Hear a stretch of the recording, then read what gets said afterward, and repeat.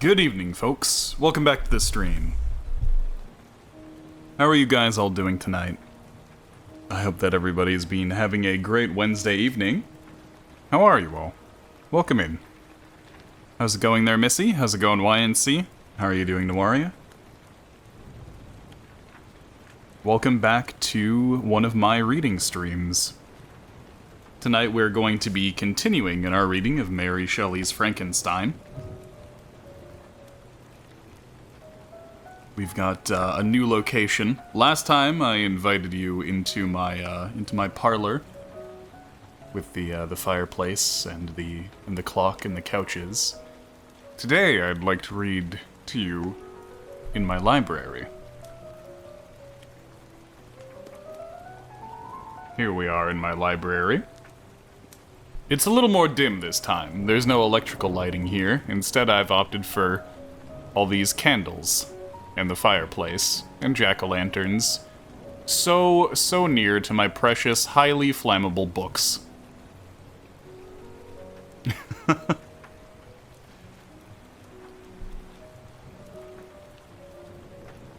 It should be fine.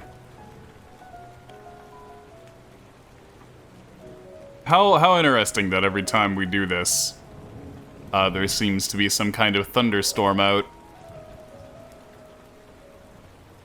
But yes, here I am. Back here today. Over by my desk. And I have here once again my book for you. But yeah, I hope that you guys can get cozy while I take you away on this journey. Back to 1818, the Romantic period, to the story of Victor Frankenstein and his monster.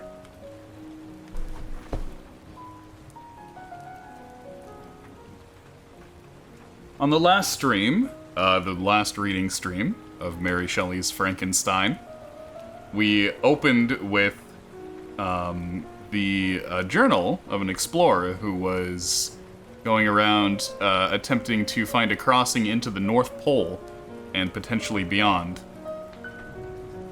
And on his travels, he saw a hulking figure riding across on a dog sled. Looked like a giant on a dog sled. And chasing after the figure, about a day behind, they found the doctor, Victor Frankenstein.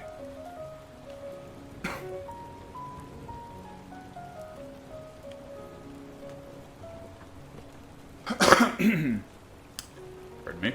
And now we've transitioned over to Frankenstein telling the tale of how he was raised, how he went to school for medical sciences, and how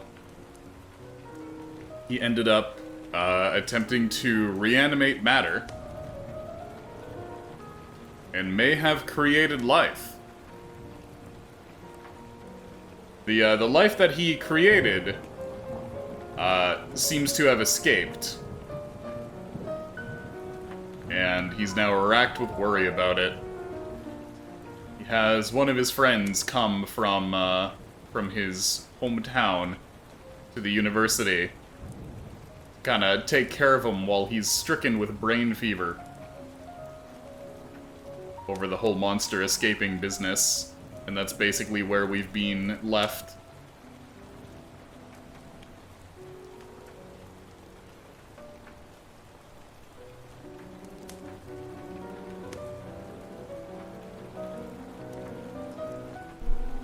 Not to mention, anything that's been highlighted in this book, we know is foreshadowing.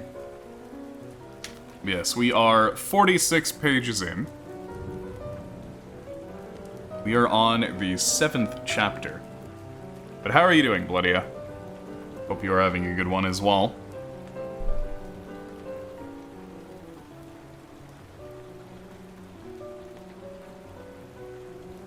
I'm just quickly going to have a sip of water to prepare for all the reading that I'm about to do.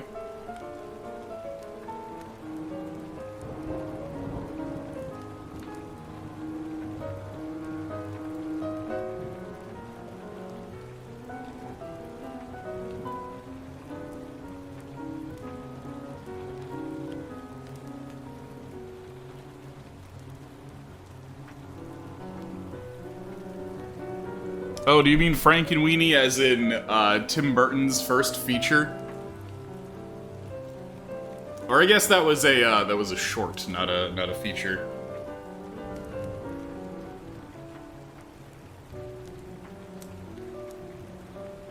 Yeah, I think he did that right before doing Pee-wee's Big Adventure, which was his first feature film.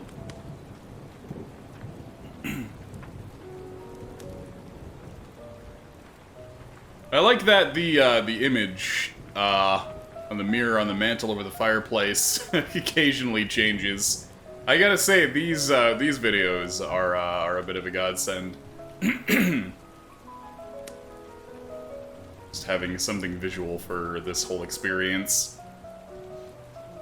Pardon me. I seem to have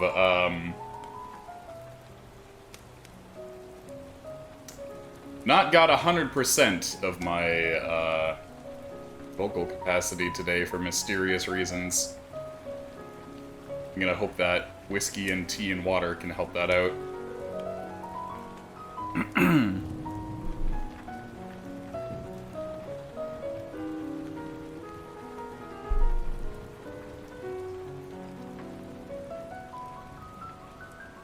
Also, yeah, there was a another one, because there was the Frankenweenie that Tim Burton did that was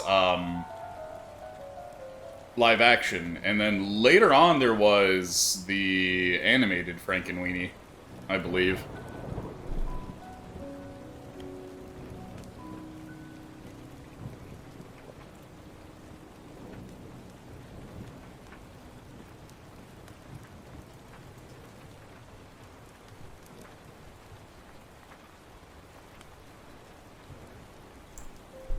Okay, I've gargled a bit of tea. That should help. So, without further ado, further delay, let's get back to reading Frankenstein.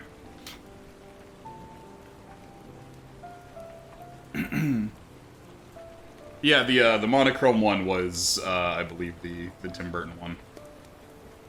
From, the 80s.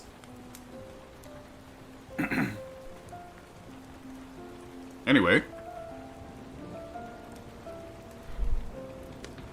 Chapter 7. On my return, I found the following letter from my father. Dear Victor, you've probably waited impatiently for a letter to fix the date of your return to us, and I was at first tempted to write only a few lines, merely mentioning the day on which I should expect you, but that would be a cruel kindness, and I dare not do it. What would be your surprise, my son, when you expect a happy and glad welcome to behold on the contrary tears and wretchedness? And how, Victor, can I relate our misfortune? Absence cannot have rendered you callous to our joys and griefs, and how shall I inflict pain on my long absent son? I wish to prepare you for the woeful news, but I know it is impossible. Even now your eye skims over the page to seek the words which are to convey you the horrible tidings. William is dead. That sweet child whose smiles delighted and warmed my heart, who was so gentle yet so gay. Victor, he is murdered. I will not attempt to console you, but will simply relate the circumstances of the transaction. Late Thursday, May 7th, I, my niece, and your two brothers went to walk in Plain Palais. The evening was warm and serene, and we prolonged our walk further than usual. It was already dusk before we thought of returning, and then we discovered that William and Ernest, who had gone on before, were not to be found. We accordingly rested on a seat until they should return. Presently, Ernest came and inquired if we had seen his brother. He said that he had been playing with him, that William had run away to hide himself, and that he vainly sought for him, and afterwards waited a long time, but he did not return. This account rather alarmed us, and we continued to search for him until night fell. When Elizabeth conjectured that he might have returned to the house, he was not there. We returned again with torches, for I could not rest when I thought that my sweet boy had lost himself and was exposed to all the damps and dews of night. Elizabeth also suffered extreme anguish. About 5 in the morning, I discovered my lovely boy, whom the night before I had been seen blossoming and active in health, stretched on the grass, livid and motionless, the print of the murderer's finger on his neck. He was conveyed home, and the anguish that was visible in my countenance betrayed the secret to Elizabeth. She was very earnest to see the corpse. At first I attempted to prevent her, but she persisted, and entering the room where it lay, hastily examined the neck of the victim. Clasping her hands, exclaimed, "Oh God, I have murdered my darling child!" She fainted and was restored with extreme difficulty. When she again lived, it was only to weep and sigh. She told me that same evening William had teased her to let him wear a valuable miniature that she possessed of your mother. The picture is gone, and was doubtless the temptation which urged the murderer to the deed. We have no trace of him at present, although our exertions to discover him are unremitted. They will not restore my beloved William. Come, dearest Victor. You alone can console Elizabeth. She weeps continually and accuses herself unjustly as the cause of his death. Her words pierce my heart. We're all unhappy. But will not that be an additional motive for you, my son, to return and be our comforter? Your dear mother, alas, Victor, I now say, thank God she did not live to witness the cruel, miserable death of her youngest darling. Come, Victor, not brooding thoughts of vengeance against the assassin, but with feelings of peace and gentleness that will heal instead of festering the wounds of our minds. Enter the house of my mourning, my friend, but with kindness and affection for those who love you, and not with hatred for your enemies. Your affectionate and afflicted father, Alphonse Frankenstein.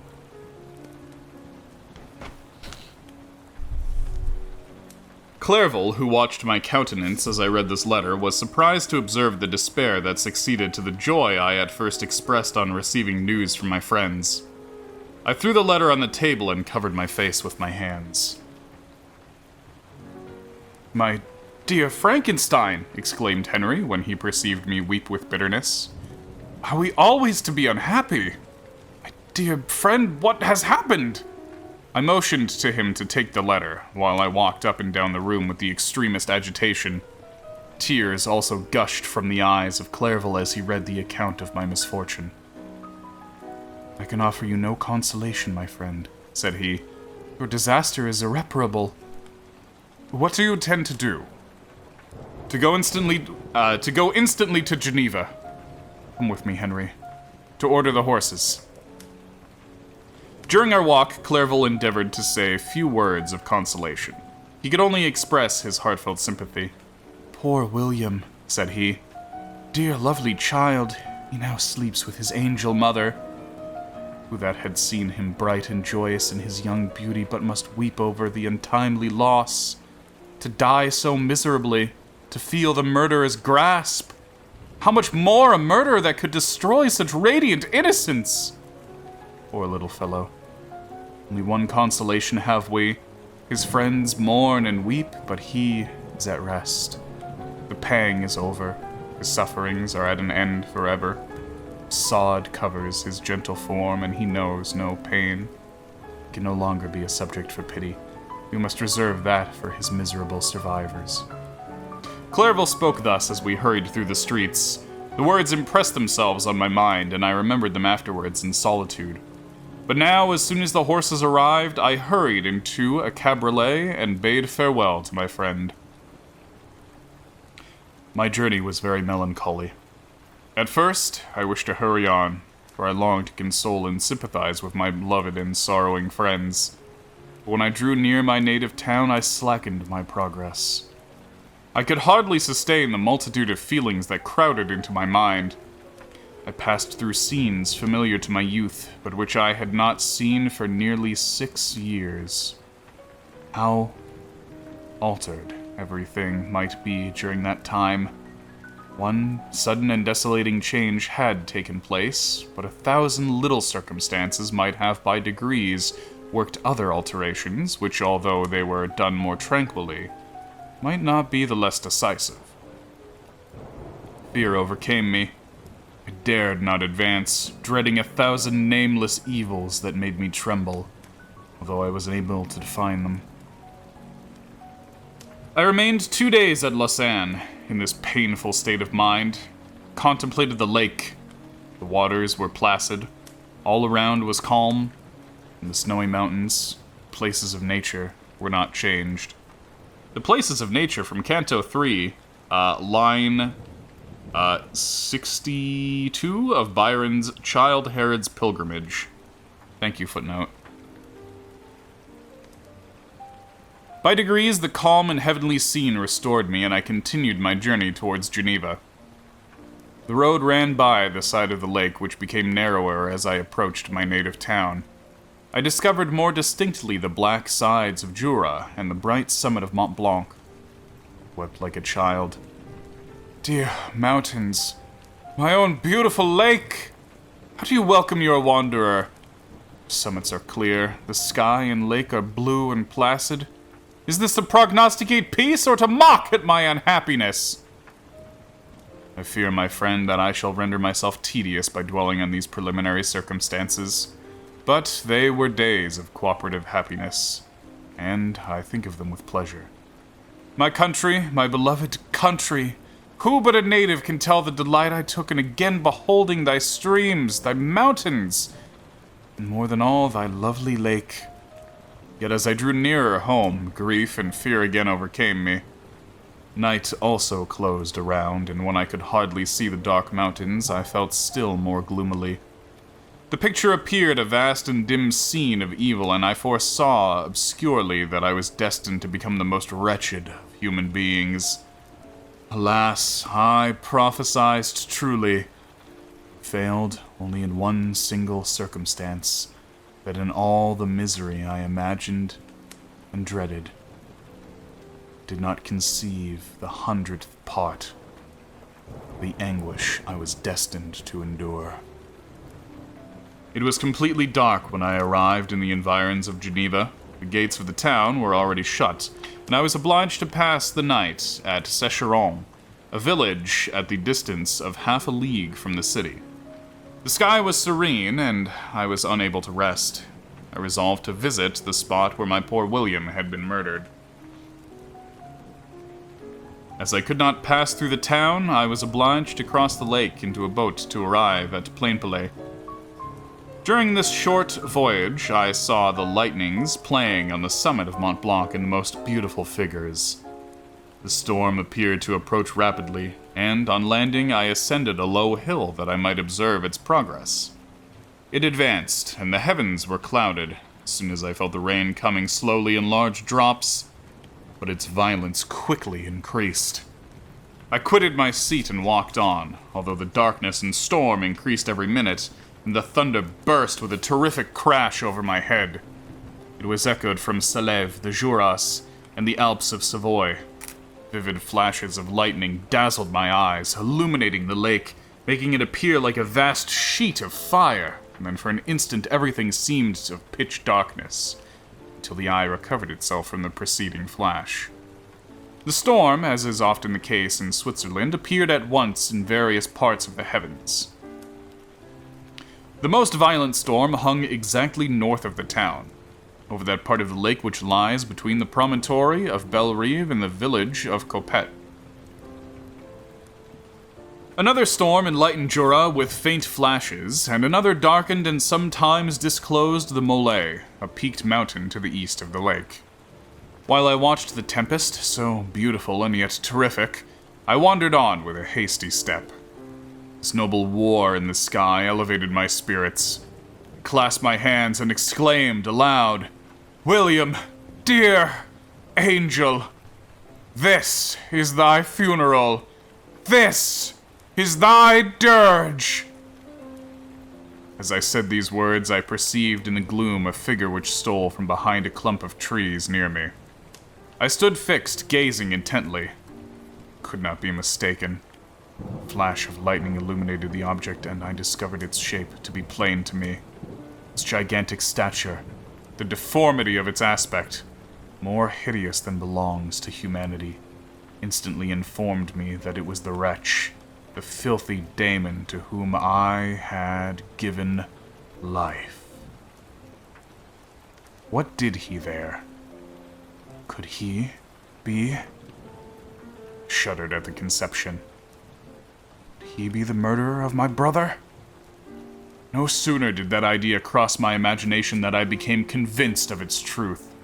My teeth chattered, and I was forced to lean against a tree for support. The figure passed me quickly, and I lost it in the gloom. Nothing in human shape could have destroyed that fair child. He was the murderer. I could not doubt it.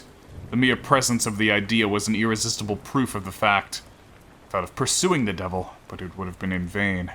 For another flash discovered him to me hanging among the rocks of the nearby perpendicular ascent of Mont Salève, a hill that bound Plainpalais on the south. He soon reached the summit and disappeared. I remained motionless. The thunder ceased, but the rain still continued, and the scene was enveloped in an impenetrable darkness. I revolved in my mind the events which I had until now sought to forget. The whole train of my progress towards the creation. The appearance of the work of my own hands alive at my bedside. And its departure. 2 years had now nearly elapsed since the night on which he first received life. Damn, you were in bed a long time, Vic. Was this his first crime? Alas, I had turned loose into the world a depraved wretch, whose delight was in carnage. Misery. Had he not murdered my brother? No one can conceive the anguish I suffered during the remainder of the night, which I spent cold and wet in the open air. I'm actually not sure how much time he spent being invalid and how much was just him getting over it and chilling with his friend at the university. But 2 years seems like quite a jump. But I did not feel the inconvenience of the weather. My imagination was busy in scenes of evil and despair. I considered the being whom I had cast among mankind and endowed with the will and power to effect purposes of horror, such as the deed which he had now done, nearly in the light of my own vampire, my own spirit let loose from the grave and forced to destroy all that was dear to me. Day dawned, and I directed my steps towards the town. The gates were opened, and I hastened to my father's house. My first thought was to discover what I knew of the murderer and cause instant pursuit to be made. But I paused when I reflected on the story that I had to tell. A being who I myself had formed and endued with life had met me at midnight among the precipices of an inaccessible mountain. The mountain's probably just fine. I remembered also the nervous fever with which I had seized just at the time that I dated my creation, and which would give an air of delirium to a tale otherwise so utterly improbable. I well knew that if any other had communicated such a relation to me, I should have looked upon it as the ravings of insanity. Besides, the strange nature of the animal would elude all pursuit, even if I were so far credited as to persuade my relatives to commence it. And then of what use would be pursuit? Who could arrest a creature capable of scaling the overhanging sides of Mont Salève? These reflections determined me, and I resolved to remain silent. It was about 5 in the morning when I entered my father's house. I told the servants not to disturb the family and went into the library to attend their usual hour of rising. 6 years had elapsed, passed as dream, but for one indelible trace, and I stood in the same place where I had last embraced my father before my departure for Ingolstadt. Beloved and venerable parent, he still remained to me. I gazed on the picture of my mother which stood over the mantelpiece. It was an historical subject painted at my father's desire, and represented Caroline Beaufort in an agony of despair, kneeling by the coffin of her dead father. Her garb was rustic, and her cheek pale, but there was an air of dignity and beauty that hardly permitted the sentiment of pity. Below this picture was a miniature of William, and my tears flowed when I looked upon it. While I was thus engaged, Ernest entered. He had heard me arrived, and hastened to welcome me. He expressed a sorrowful delight to see me. "Welcome, my dearest Victor," said he. "I wish you'd come 3 months ago. Then you would have found us all joyous and delighted. You come to us now to share a misery which nothing can alleviate. Yet your presence will, I hope, revive our father, who seems sinking under his misfortune. Your persuasions will induce poor Elizabeth to cease her vain and tormented self-accusations. Poor William. He was our darling, and our pride. Tears, unrestrained, fell from my brother's eyes. A sense of mortal agony crept over my frame. For I had only imagined the wretchedness of my desolated home. The reality came on me as a new, not less terrible disaster. I tried to calm Ernest. I inquired more minutely concerning my father, and her I named my cousin. She, most of all, said Ernest, requires consolation. She accused herself of having caused the death of my brother, and that made her very wretched. But since the murderer has been discovered... The murderer? Discovered? Good God, how can that be? Who could attempt to pursue him? It's impossible. One might as well try to overtake the winds or confine a mountain stream with a straw. I saw him too. He was free last night. I do not know what you mean, replied my brother in accents of wonder. But to us the discovery we've made completes our mystery. No one would believe it at first, and even now Elizabeth would not be convinced, notwithstanding all the evidence. Indeed, who could credit that Justin Moritz, who was so amiable and fond of all the family, could suddenly become capable of so frightful and so appalling a crime? Justine Moritz? Poor girl, is she the accused? But it is wrongfully. Everyone knows that. No one believes it, surely, Ernest? No one did at first, but several circumstances came out that have been almost forced conviction upon us. And her own behavior has been so confused as to add to the evidence of facts that a weight that I fear leaves no hope for doubt. But she'll be tried today, and you'll then hear all. He related that, the morning on which the murder of poor William had been discovered, Justine had been taken ill and confined to her bed for several days. During this interval, one of the servants, happening to examine the apparel she had worn on the night of the murder, had discovered in her pocket the picture of my mother, which had been judged to be the temptation of the murder. The servant instantly showed it to the others, who, without saying a word to any of the family, went to a magistrate, and upon their deposition, Justine was apprehended. On being charged with the fact, the poor girl confirmed the suspicion in great measure by her extreme confusion and manner. This was a strange tale, but it did not shake my faith, and I replied earnestly, You're all mistaken.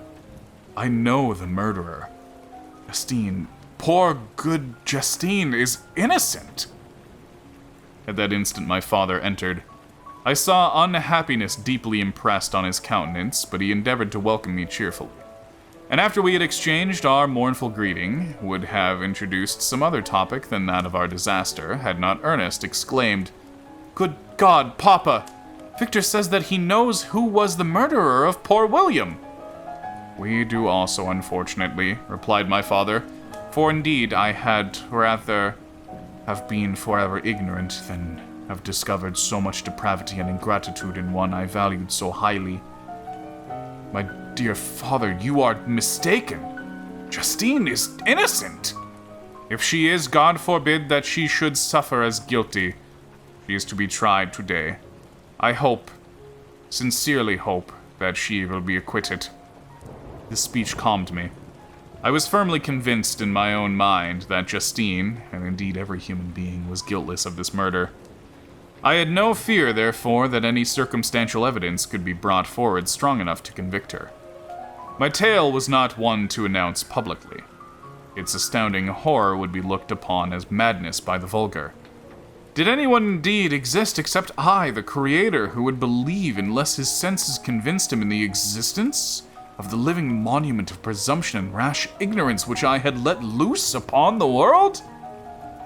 We were soon joined by Elizabeth. Time had altered her since I last beheld her. It had endowed her with loveliness surpassing the beauty of her childish years. There was the same candor, the same vivacity, but it was allied to an expression more full of sensibility and intellect. She welcomed me with the greatest affection. Your arrival, my dear cousin, said she, fills me with hope. You perhaps will find some means to justify my poor, guiltless Justine. Alas, who is safe if she is to be convicted of crime? I rely on her innocence as certainly as I do upon my own. Misfortune is doubly hard to us. We not only lost that lovely darling boy, but this poor girl whom I sincerely love is to be torn away by even a worse fate. If she is condemned, I shall never show joy no more. She will not. I am sure she will not. And I shall be happy again, even after the sad death of my little William. She's innocent, my Elizabeth, said I, and that shall be proved. Fear nothing, but let your spirits be cheered by the assurance of her acquittal. How kind and generous you are. Everyone else believes in her guilt. And that made me wretched, for I knew that it was impossible. To see everyone else prejudiced in so deadly a manner rendered me hopeless and despairing. She wept. Dearest niece, said my father, dry your tears. If she is, as you believe, innocent, rely on the justice of our laws and the activity with which I shall prevent the slightest shadow of partiality. Chapter 8. We passed a few sad hours until 11 o'clock, when the trial was to commence. My father and the rest of the family, being obliged to attend as witnesses, I accompanied them to the court. During the whole of this wretched mockery of justice, I suffered living torture. It was to be decided whether the result of my curiosity and lawless devices would cause the death of my fellow beings, one a smiling babe full of innocence and joy, the other far more dreadfully murdered, with every aggravation of infamy that could make the murder memorable in horror. Justine also was a girl of merit, and possessed qualities which promised to render her life happy. Now all was to be obliterated in an ignominious grave, and I the cause. Hey Biggie, how's it going? How are you doing tonight? Welcome into our Frankenstein reading. You're having a good Wednesday evening. 1,000 times rather I would have confessed myself guilty of the crime ascribed to Justine. I was absent when it was committed, and such a declaration would have been considered as the ravings of a madman who would not have exculpated her who suffered through me. The appearance of Justine was calm. She was dressed in mourning, and her countenance, always engaging, was rendered by the solemnity of her feelings exquisitely beautiful. But she appeared confident in innocence and did not tremble, although gazed on and execrated by thousands, for all the kindness which her beauty might otherwise have excited was obliterated in the minds of the spectators by the imagination of the enormity she was supposed to have committed. She was tranquil, yet her tranquillity was evidently constrained, and as her confusion had been before adduced as a proof of her guilt, she worked up her mind to an appearance of courage. When she entered the court, she threw her eyes around it and quickly discovered where we were seated. A tear seemed to dim her eye when she saw us, but she quickly recovered herself, and a look of sorrowful affection seemed to attest to her guiltlessness. The trial began, and after the advocate against her had stated the charge, several witnesses were called. Several strange facts combined against her which might have staggered anyone who had not had such proof of her innocences as I had. She had been out the whole night on which the murder had been committed, and towards morning had perceived by a market woman not far from the spot where the body of the murdered child had been afterwards found. The woman asked her what she did there, but she looked very strangely and only returned a confused and unintelligible answer. She returned to the house about 8 o'clock, and when one inquired where she had passed the night, she replied that she had been looking for the child and demanded earnestly if anything had been heard concerning him. When shown the body, she fell into violent hysterics and kept her bed for several days. The picture was then produced, which the servant had found in her pocket.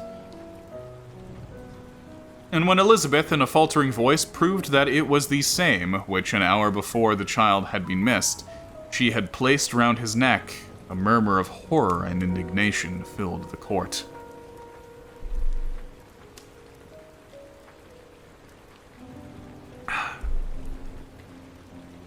Justine was called on for her defense. As the trial proceeded, her countenance had altered. Surprise, horror, and misery were strongly expressed.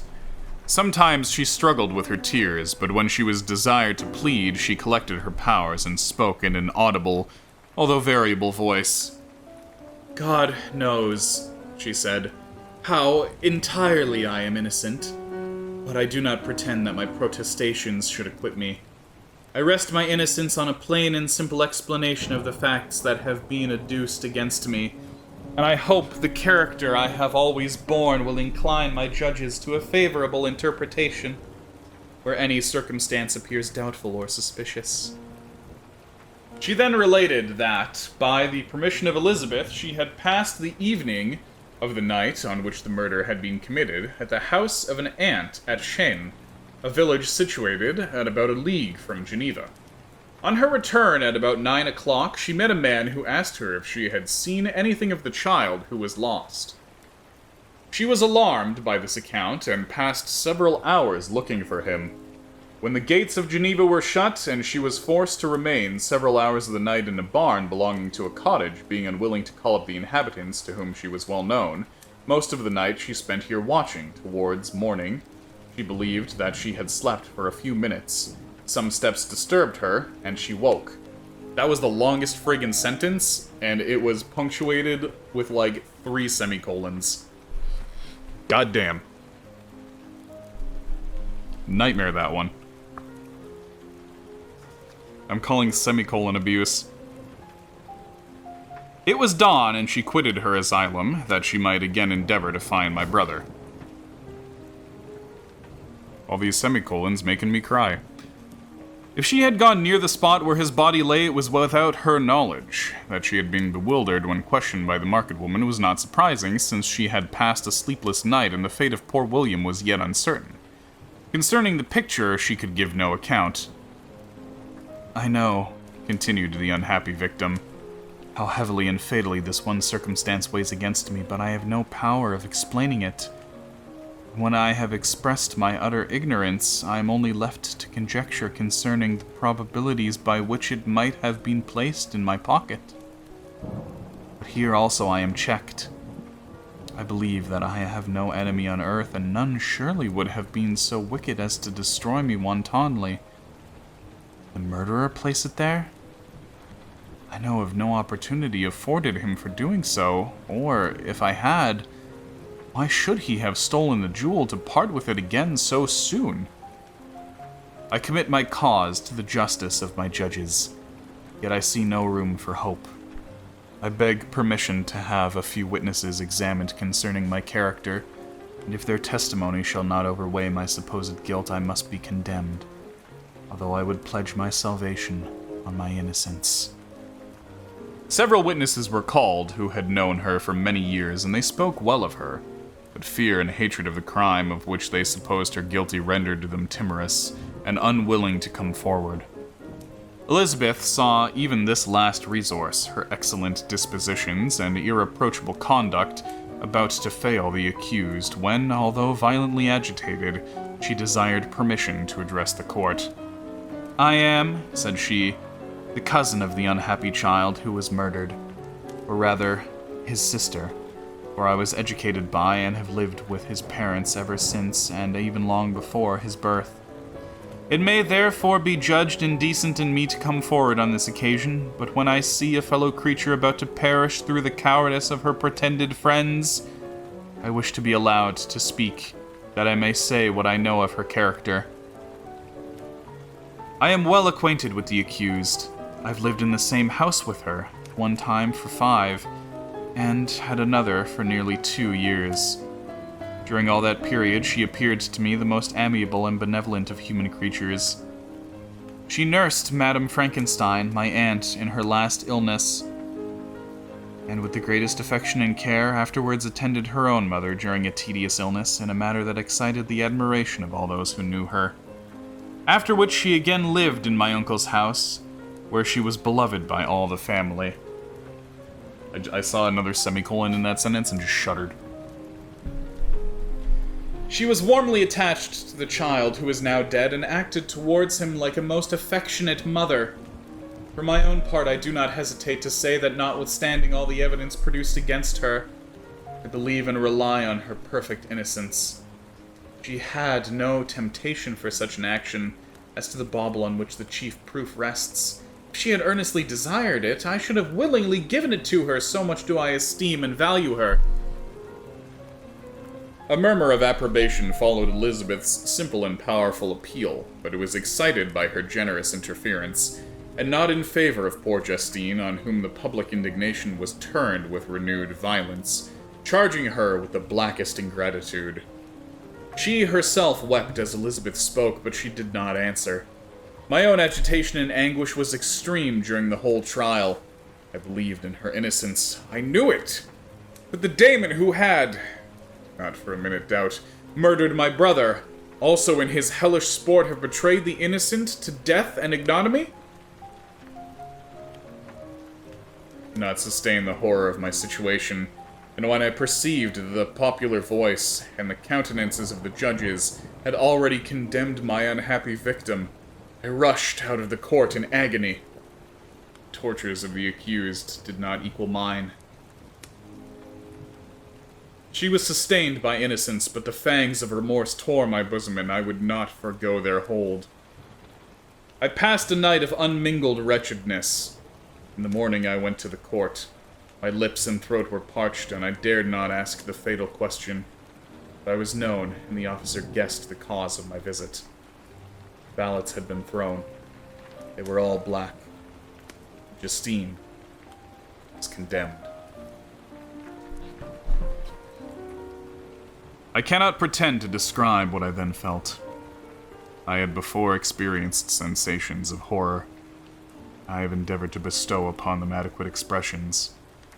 But words cannot convey an idea of the heart-sickening despair that I then endured. The person to whom I addressed myself added that Justine had already confessed her guilt. That evidence, he observed, was hardly required in so glaring a case, but I'm glad of it, and indeed none of our judges like to condemn a criminal upon circumstantial evidence, be it ever so decisive. That was strange and unexpected intelligence. What could it mean? My eyes deceived me? Was I really as mad as the whole world would believe me to be if I disclosed the object of my suspicions? I hastened to return home, and Elizabeth eagerly demanded the result. My cousin, said I. It is decided, as you may have expected. All judges had rather that 10 innocent should suffer than 1 guilty should escape. She has confessed. This was a dire blow to poor Elizabeth, who had relied with firmness upon Justine's innocence. Alas, said she, how shall I ever again believe in human goodness? Justine, who I loved and esteemed as my sister, how could she put on those smiles of innocence only to betray? Her mild eyes seemed incapable of any severity or guile, yet she has committed a murder.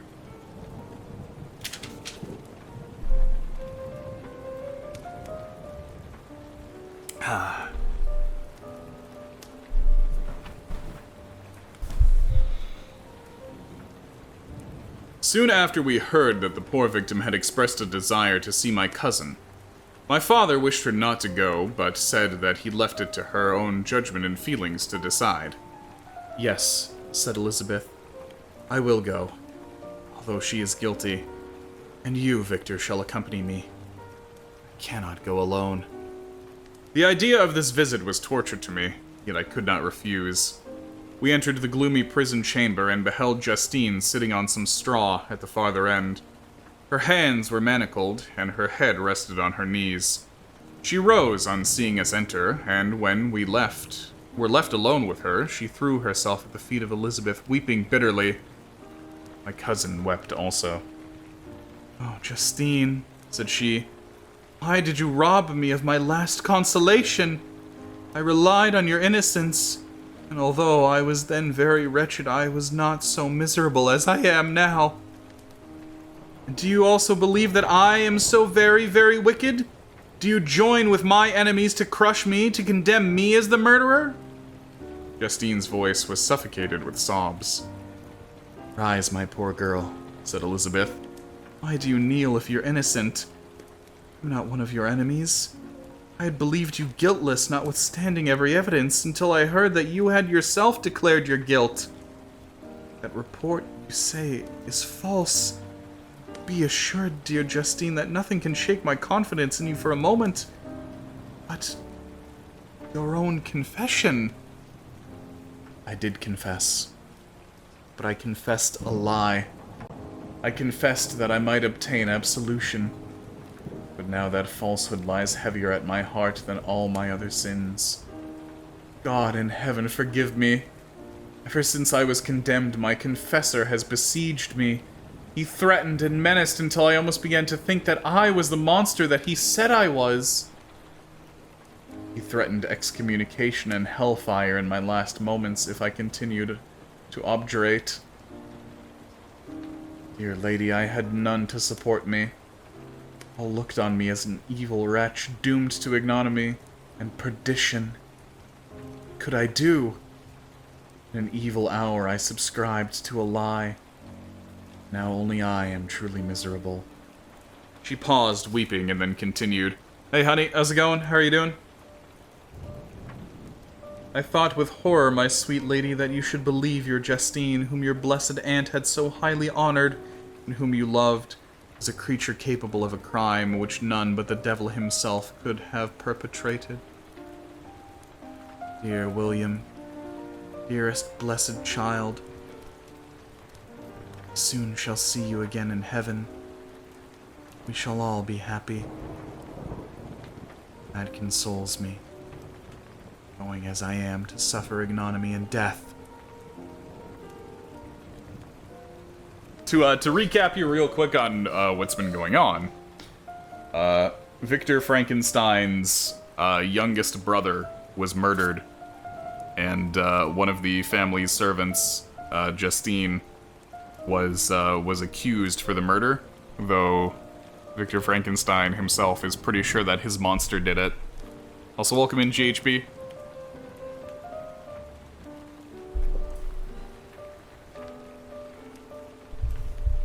Yes, today we're relaxing in my library with all these candles.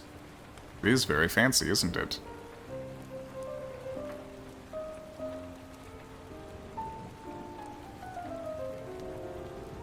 Oh, Justine, forgive me for having for one moment distrusted you. Why did you confess? But do not mourn, dear girl. Do not fear. I will proclaim. I will prove your innocence. I will melt the stony hearts of your enemies by tears and prayers. You shall not die. You, my playfellow, my companion, my sister, perish on the scaffold? No. No, I could never survive so horrible a misfortune. Justine shook her head mournfully. I do not fear to die, she said. That pang is past. God raises my weakness and gives me courage to endure the worst. I leave a sad and bitter world, and if you remember me and think of me as one unjustly condemned, I'm resigned to the fate awaiting me. Learn from me, dear lady, to submit in patience to the will of heaven. During this conversation, I had retired to the corner of the prison room where I could conceal the horrid anguish that possessed me. Despair? Who talked of that?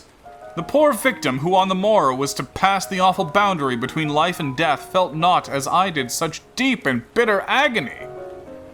I gnashed my teeth and ground them together, uttering a groan that came from my inmost soul.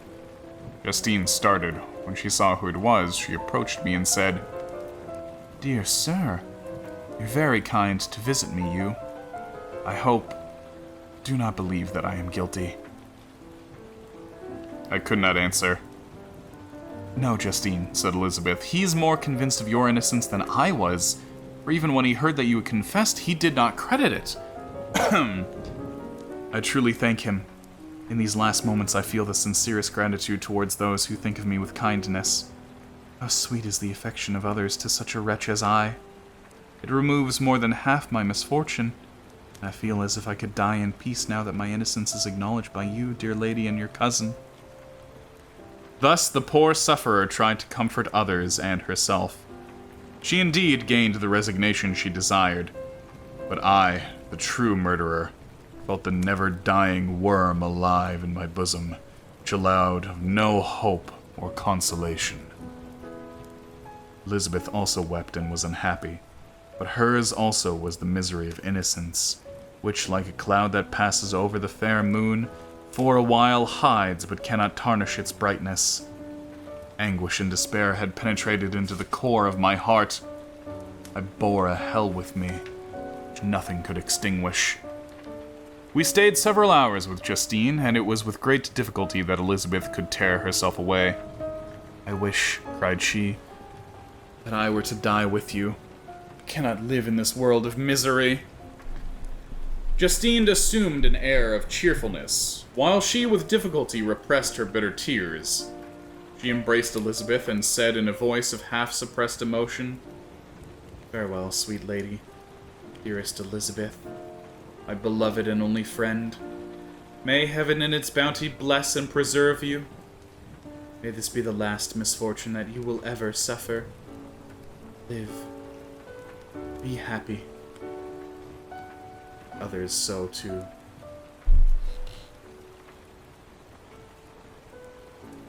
And on the morrow, Justine died. Elizabeth's heart-rending eloquence failed to move the judges from their settled conviction in the criminality of the saintly sufferer.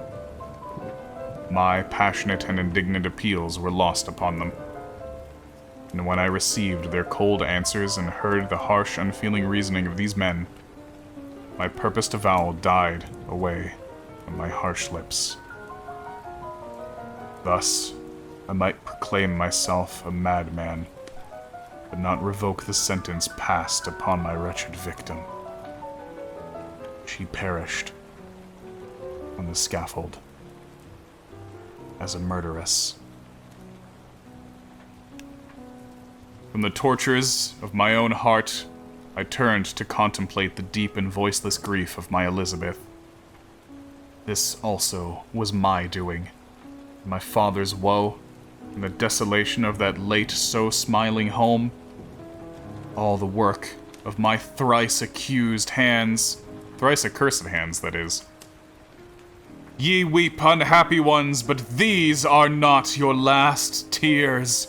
Again shall you raise the funeral wail, and the sound of your lamentations shall again and again be heard. Frankenstein, your son, your kinsman, your early much-loved friend, he who would spend each vital drop of blood for your sakes, who has no thought nor sense of joy except as it is mirrored also in your dear countenances, who would fill the air with blessings and spend his life in serving you, he bids you weep, to shed countless tears, happy beyond his hopes, if thus inexorable fate be satisfied, and if the destruction pause before the peace of the grave have succeeded to your sad torments. Thus spoke my prophetic soul, as torn by remorse, horror, and despair, I beheld those I loved spend vain sorrow upon the graves of William and Justine, the first hapless victims to my unhallowed arts.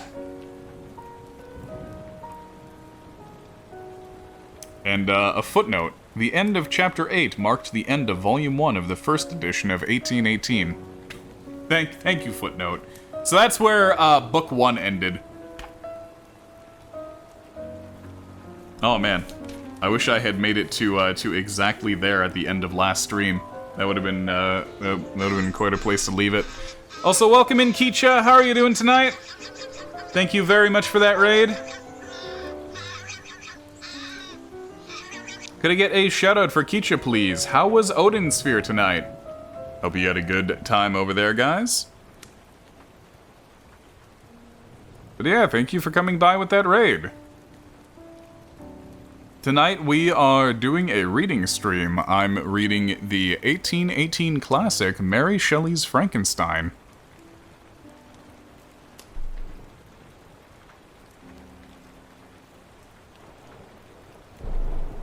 But yes, welcome. Welcome to my library. I hope that you can make yourselves very comfortable. Yes, feel free to grab a drink, take care of your post-stream business, do some stretches, grab a snack. And I'll be here when you get back.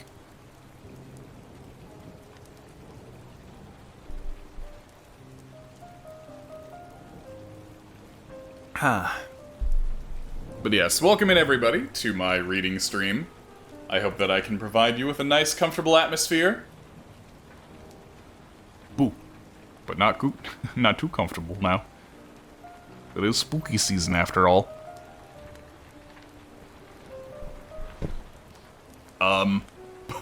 Please ignore the fact that my pumpkins over there just tried to get you to subscribe. Subliminal pumpkins.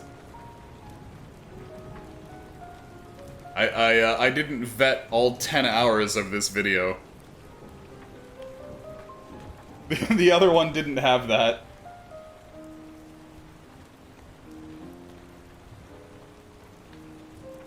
That one just stuck that on there. What is that? The hour mark? Not quite. Hopefully that doesn't come up too often. I mean, yes, this is my library. That is certainly all that it is. We're not totally just watching a video on YouTube right now.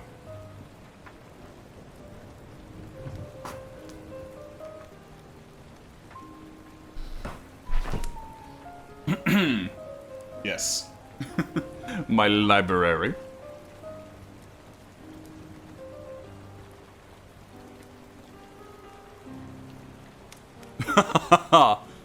But you're gonna miss chapter 9 if you leave now. There's highlighting and notes in this chapter.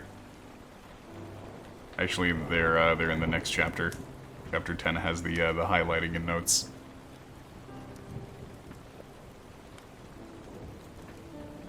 Yeah, there's gonna be some foreshadowing. I'm actually so excited to see what the rest of the notes are in the book. But yes, let's continue. On to chapter 9.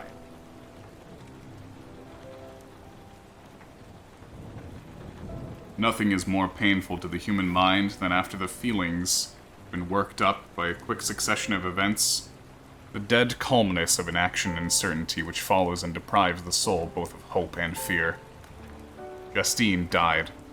She rested. And I was alive.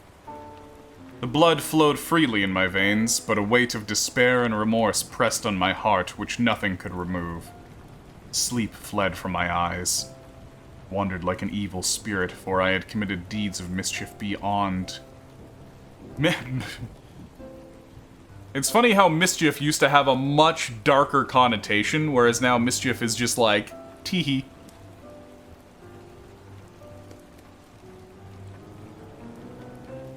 I wandered like an evil spirit, for I had committed deeds of mischief beyond description horrible, and more, much more, I persuaded myself, was yet behind.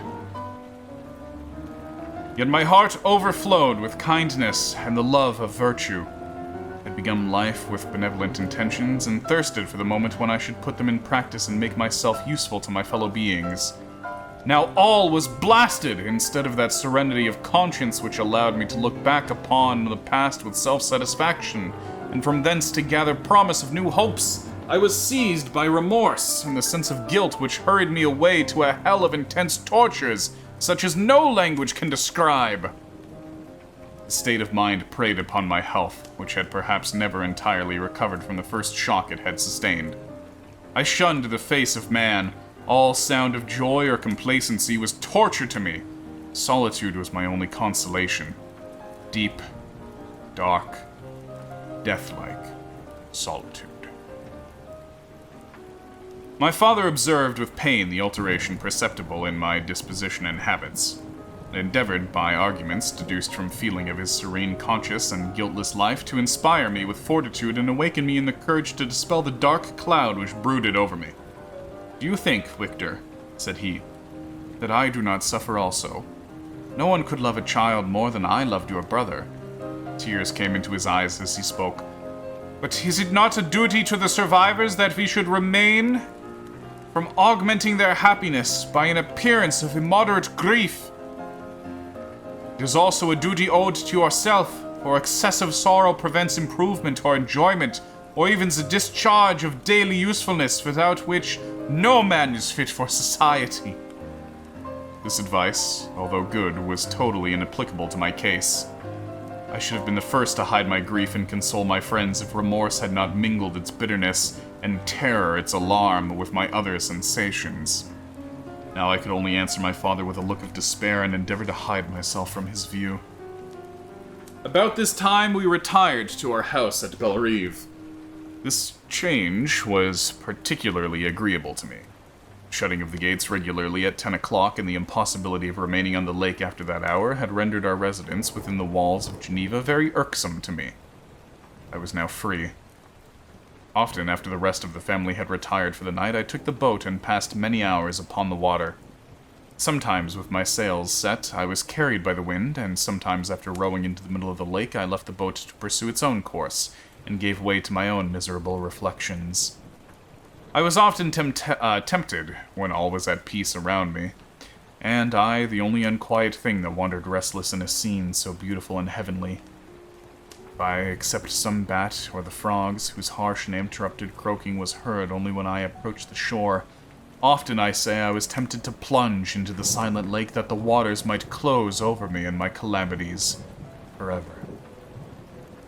Also, I'm glad to hear that, Keisha. I definitely love doing these reading streams around this time of year.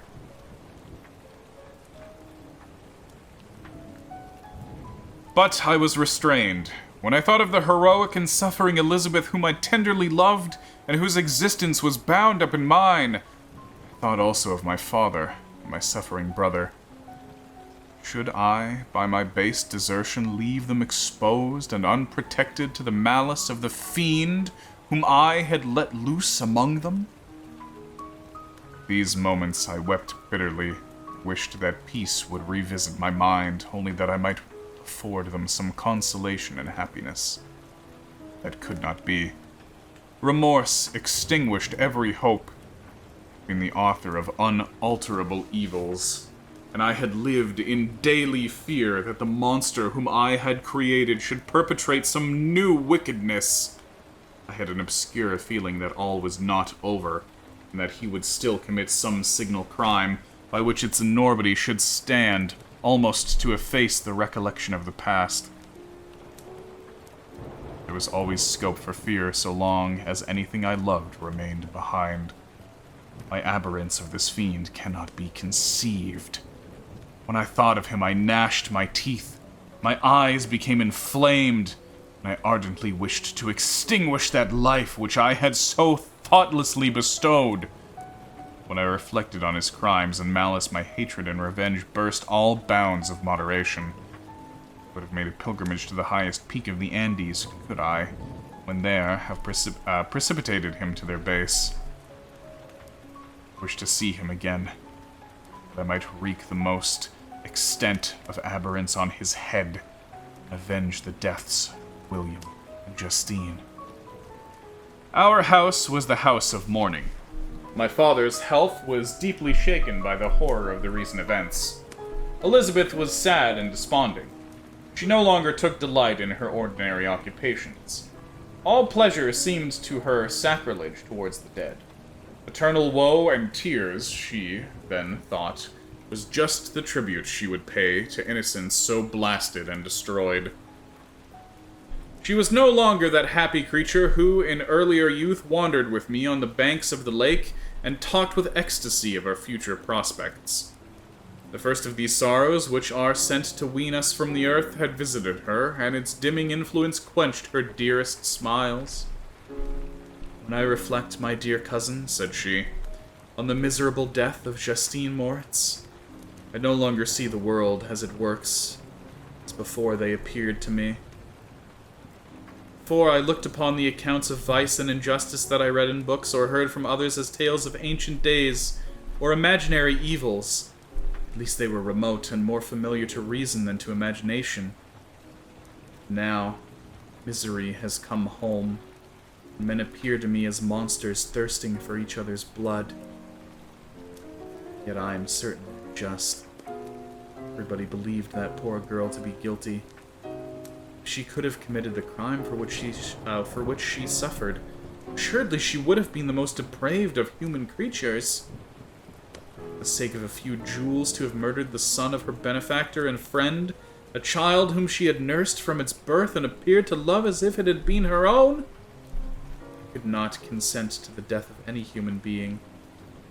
Certainly, I should have thought such a creature unfit to remain in the society of men. She was innocent. I know. I feel she was innocent. You're of the same opinion, and that confirms me. Alas, Victor, when falsehood can look so like truth, who can assure themselves of certain happiness? I feel as if I were walking on the edge of a precipice towards which thousands are crowding and endeavoring to plunge me into the abyss. William and Justine were assassinated. The murderer escapes, walks about the world free, perhaps respected. But even if I were condemned to suffer on the scaffold for the same crimes, I would not change places with such a wretch. I listened to this discourse with the extremest agony. I, not in deed, but in effect, was the true murderer. Elizabeth read my anguish in my countenance, and, kindly taking my hand, said, "My dearest friend, you must calm yourself. These events have affected me. God knows how deeply, but I'm not so wretched as you are. There's an expression of despair and sometimes of revenge in your countenance that makes me tremble. Dear Victor, banish these dark passions. Remember the friends around you who center all their hopes in you. We've lost the power of rendering you happy, have we? While we love, while we are true to each other here in this land of peace and beauty, your native country, we may reap every tranquil blessing. What can disturb our peace?" And could not such words from her, whom I fondly prized before every other gift of fortune, suffice to chase away the fiend that lurked in my heart? Even as she spoke, I drew near to her, as if in terror, lest at that very moment the destroyer had been near to rob me of her. Thus, not the tenderness of friendship, nor the beauty of earth, nor of heaven could redeem my soul from woe. The very accents of love were ineffectual. I was encompassed by a cloud which no beneficial influence could penetrate.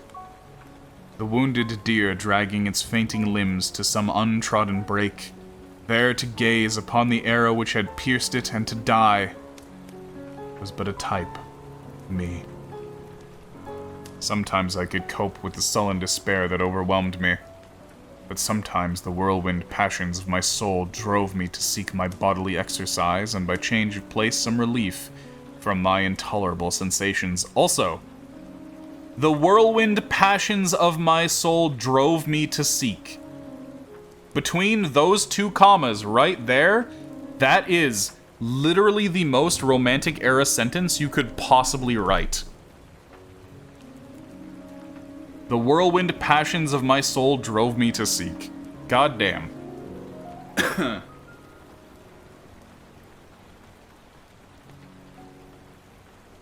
It was during an access of this kind that I suddenly left my home, and bending my steps towards the near alpine valleys, sought in the magnificence, the eternity of such scenes, to forget myself and my ephemeral because human sorrows.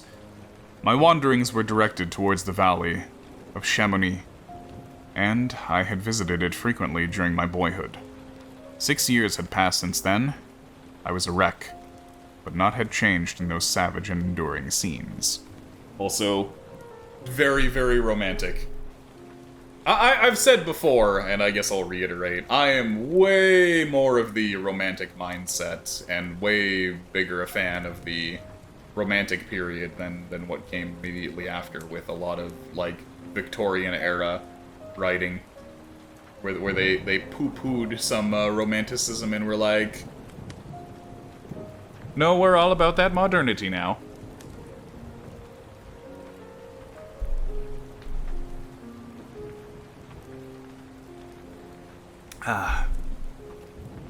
Yeah, definitely a lot more fond of romanticism, even though for a while it's been considered cheesy, if hackneyed.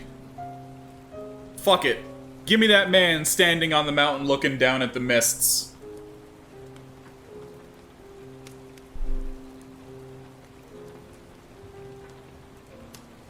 I performed the first part of my journey on horseback. I afterwards hired a mule as more sure-footed and least liable to receive injury on these rugged roads. Yeah, that exact vibe.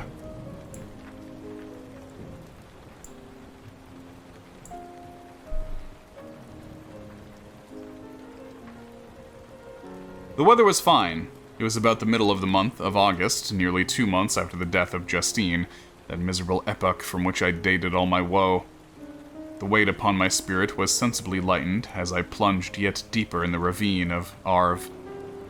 The immense mountains and precipices that overhung me on every side, the sound of river raging among the rocks, and the dashing of the waterfalls around spoke of a power mighty as omnipotence, and I ceased to fear or to bend before any being less almighty than that which had created and ruled the elements here, displayed in their most terrific guise.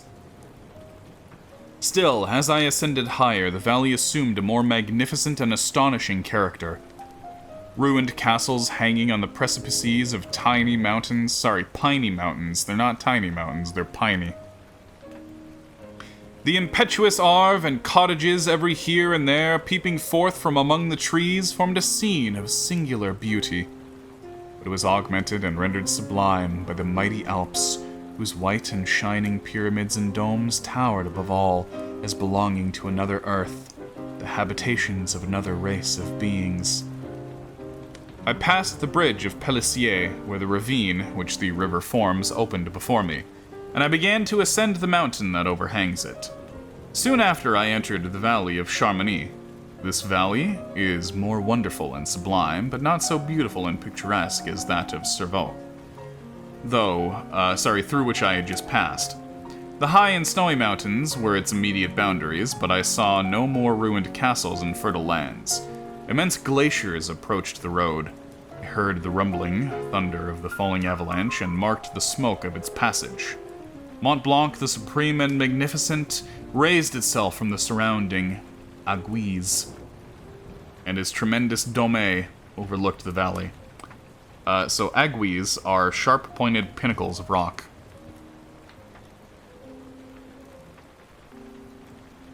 Or I guess aiguilles might be the pronunciation of that. Regardless, they are sharp-pointed pinnacles of rock. A tingling, long-lost scene of pleasure often came across me during this journey.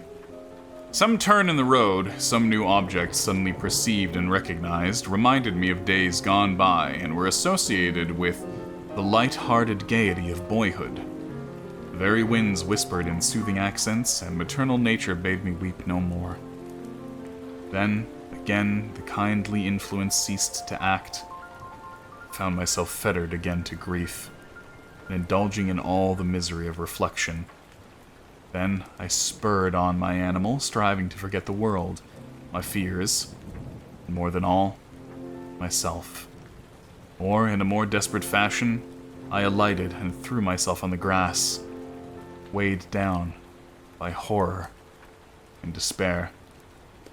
At length, I arrived at the village of Charmony. Exhaustion succeeded to the extreme fatigue both of body and of mind, which I had endured.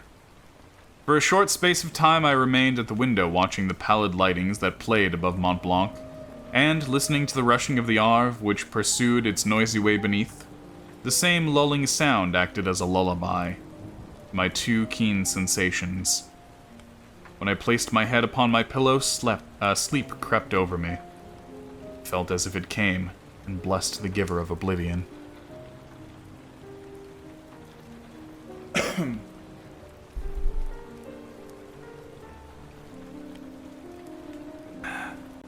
Chapter 10. I spent the following day roaming the valley. I stood beside the sources of Arveron, which take their rise in a glacier that with slow pace is advancing down with the summit of the hills to barricade the valley. The abrupt sides of the vast mountains were before me. The icy wall of the glacier overhung me. A few shattered pines were scattered around. Oh my god, the notes on this page. And the solemn silence of this glorious presence chamber of imperial nature was broken only by the brawling waves or the fall of some vast fragment. The thunder sound of the avalanche or the cracking reverberated along the mountains of the accumulated ice, which, through the silent working of immutable laws, was ever and anon rent and torn as if it had been but a plaything in their hands. These sublime and magnificent scenes afforded me the greatest consolation that I was capable of receiving. They elevated me from all littleness of feeling, and although they did not remove my grief, they subdued and tranquilized it. In some degree also they diverted my mind from the thoughts over which it had brooded for the last month. I retired to rest at night. My slumbers, as it were, waited on and ministered to by the assemblance of grand shapes which I had contemplated during the day. They congregated round me, the unstained, snowy mountain top, the glittering pinnacle, pine woods and ragged bare ravine, the eagle soaring amidst the clouds. They all gathered round me and bade me be at peace. Where had they fled the next morning I awoke? All of soul inspiriting fled with sleep, and dark melancholy clouded every thought. Okay, this next sentence is highlighted. The rain was pouring in torrents, and thick mists hid the summits of the mountains, so that I even saw not the faces of those mighty friends. The word friends is highlighted and underlined, and the note says, meaning mountains. The person who had this book last thought it particularly important that in the sentence, the rain was pouring in torrents, and thick mists hid the summers of the mountains, so that I even saw not the faces of those mighty friends.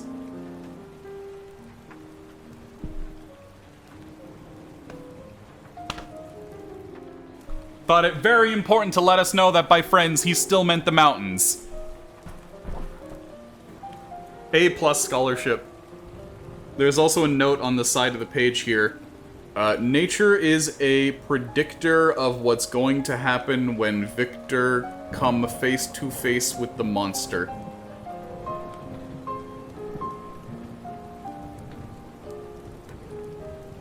Is this foreshadowing?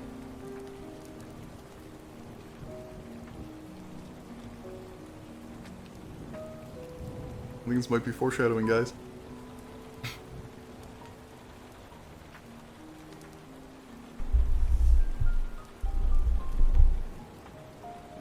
I'm really liking this this fascinating meta-narrative that we're getting. Still, I would penetrate their misty veil and seek them in their cloudy retreats. What were rain and storm to me? My mule was brought to the door, and I resolved to ascend to the summit of Montanvert. I remembered the effect that the view of the tremendous and ever-moving glacier had produced upon my mind when I first saw it. It had then filled me with a sublime ecstasy that gave wings to the soul and allowed it to soar from the obscure world to light and joy. The sight of the awful and majestic in nature had indeed always the effect of solemnizing my mind and causing me to forget the passing cares of life.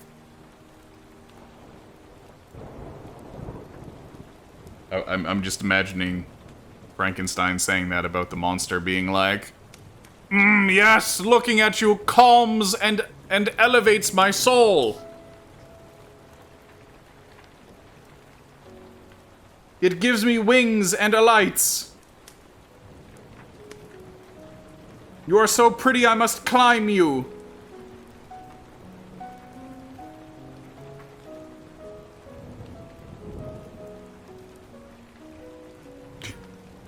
You fill me with sublime ecstasy. The sight of the awful and majestic in nature had indeed always the effect of solemnizing my mind and causing me to forget the passing cares of life. I determined to go without a guide, for I was well acquainted with the path, and the presence of another would destroy the solitary grandeur of the scene. The ascent is precipitous, but the path is cut into continual and short windings, which enable you to surmount the perpendicularity of the mountain. Also, for anybody who wants, you're free to use the word perpendicularity in anything you write. You can have that one for free. From Mary Shelley to you, have that perpendicularity. It's got a good rhythm to it. You know what? Fuck it, that's a one-word poem. Perpendicularity. That's it. Also, thank you very, very much for that follow. Graham? Thank you for coming by with the key charade. If it's parallel, you could say that it's parallelistically.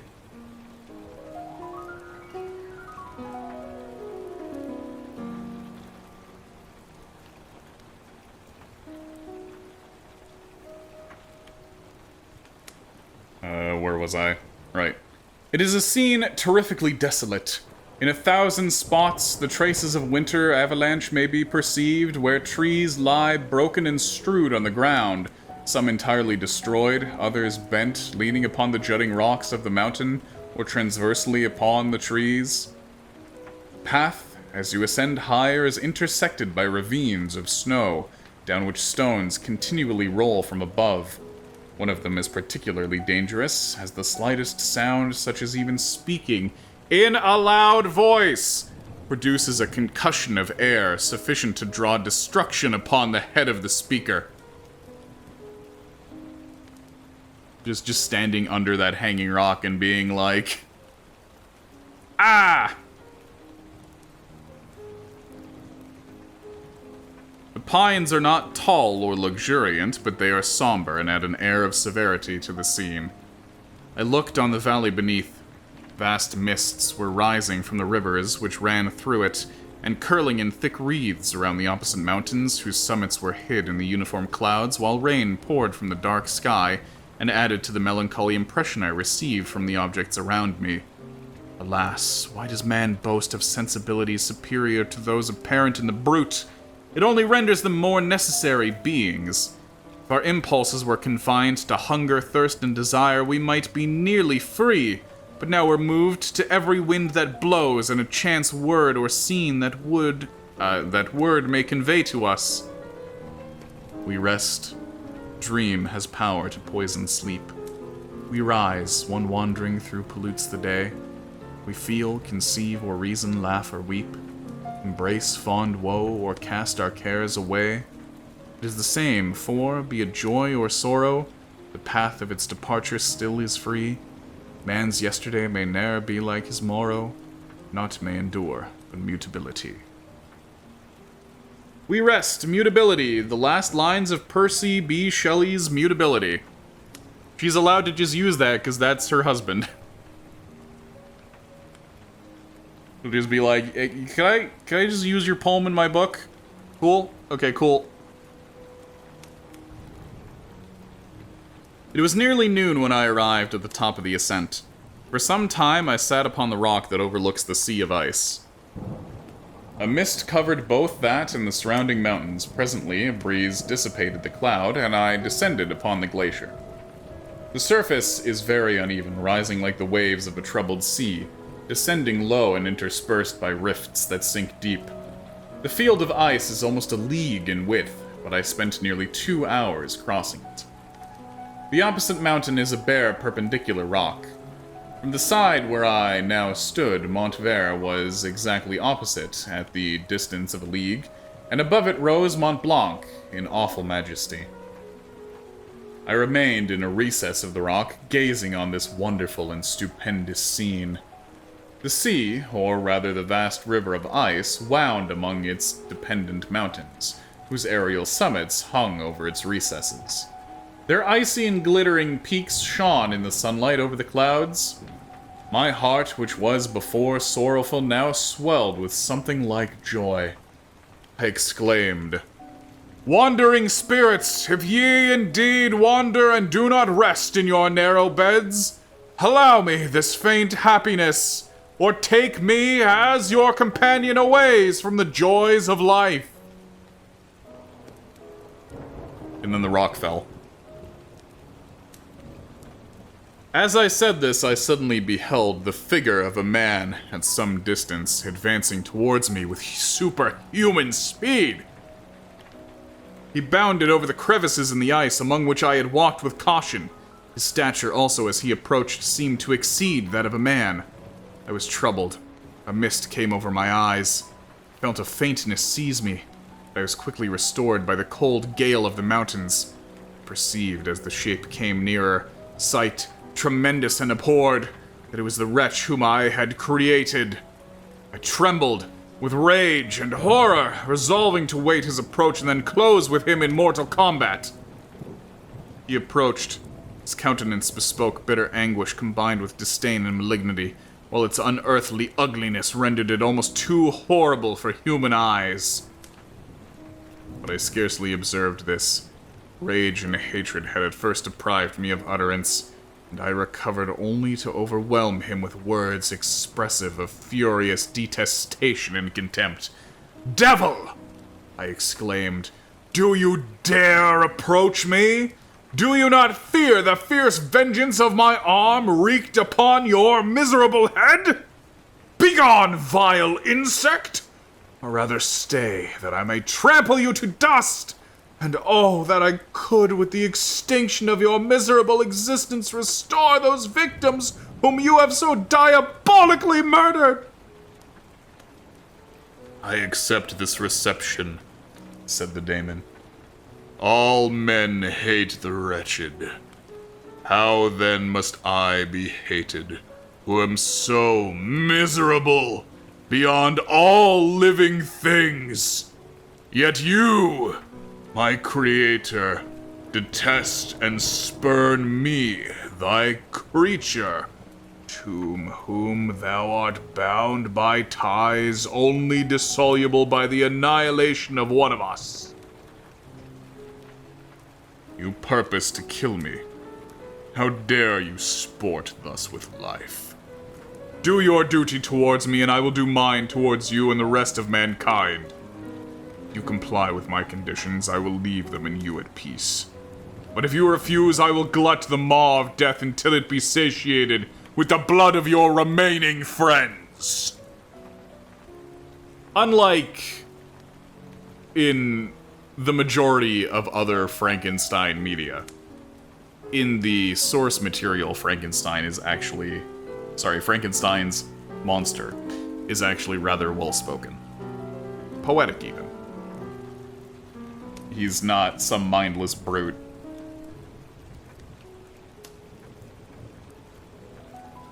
Even though he doesn't necessarily have the memories of who that brain he must have in him could have been in life, he definitely has the humanity.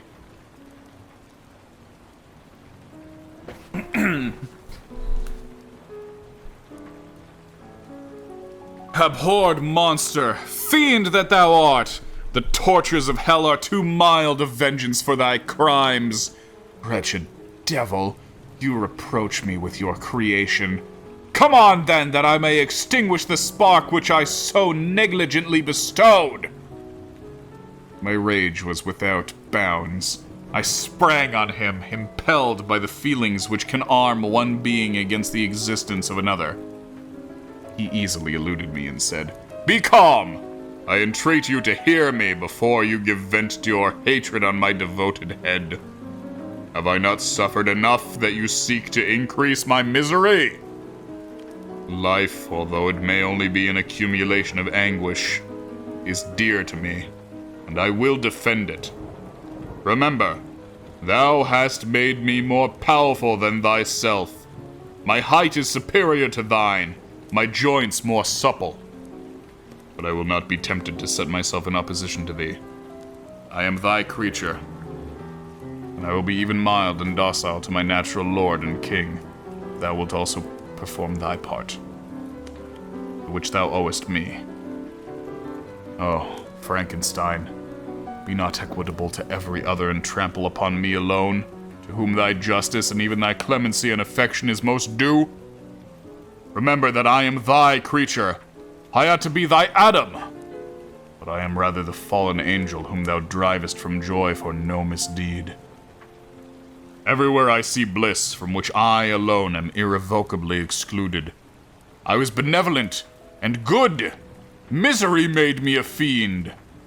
Make me happy, and I shall again be virtuous. Begone! I will not hear you! There can be no community between you and me.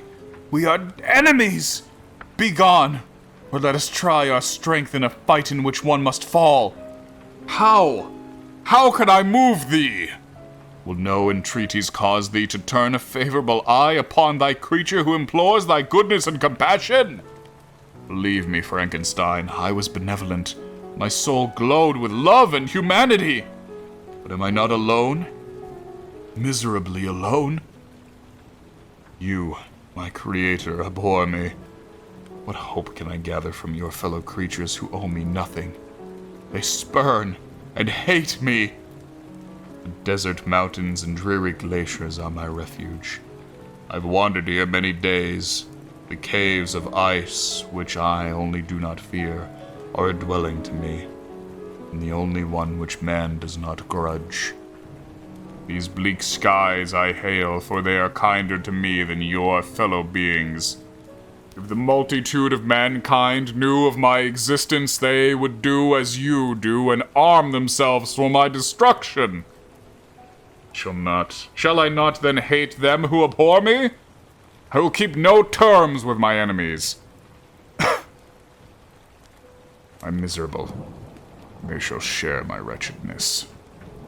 Yet it is in your power to recompense me and deliver them from an evil which, if it only remains for you to make so great, that not only you and your family, but thousands of others shall be swallowed up in the whirlwinds of its rage. Let your compassion be moved, and do not disdain me. Listen to my tale. When you have heard that, abandon or commiserate me as you judge that I deserve. But hear me. The guilty are allowed by human laws, bloody as they are, to speak in their own defense before they are condemned. Listen to me, Frankenstein! You accuse me of murder, and yet you would with a satisfied conscience destroy your own creature. Oh, praise the eternal justice of man. Yet I ask you not to spare me. Listen to me, and then, if you can, and if you will, destroy the work of your hands. Why do you call to my remembrance, I rejoined, circumstances which I shudder to reflect that I have been the miserable origin and author? Cursed be the day, a poor devil, in which you first saw light. Cursed, although I curse myself, be the hands that formed you. You have made me wretched beyond expression. You have left me no power to consider whether I am just to you or not. Begone! Relieve me from the sight of your detested form! Thus I relieve thee, my creator, he said, and placed his hated hands before my eyes, which I flung from me with violence. Thus I take from thee a sight which you abhor, since thou canst listen to me and grant me thy compassion. By the virtues that I once possessed, I demand this from you. Hear my tale. It is long and strange, and the temperature of this place is not fitting to your fine sensations. Come, to the hut upon the mountain. The sun is yet high in the heavens. before it descends to hide itself beyond snowy precipices and illuminate another world. You will have heard my story and can decide. This next sentence is highlighted, and there's a note. On you it rests whether I quit forever the neighborhood of man and lead a harmless life or become the scourge of your fellow creatures and the author of your own speedy ruin. The note says... the monster says it depends on you and your reaction on how I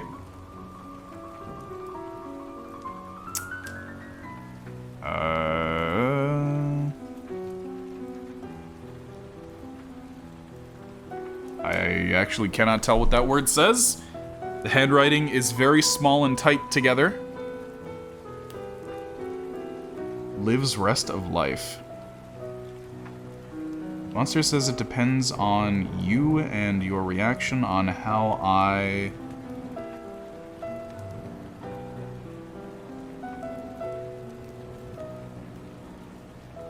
Something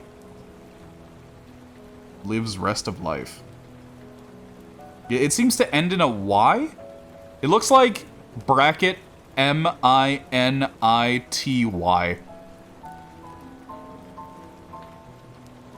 It's in cursive, too, so it's, Yeah, there ain't no way I'm reading that. That's a mystery word forever, that one. As far as I can tell.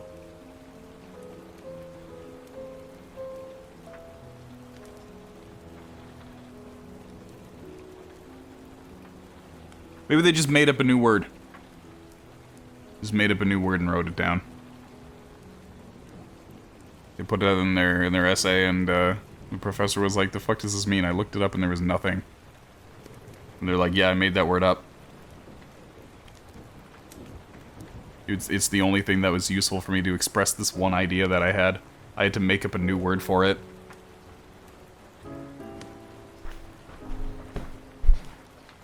Okay, and what does that word mean? I forgot. But I promise it was good.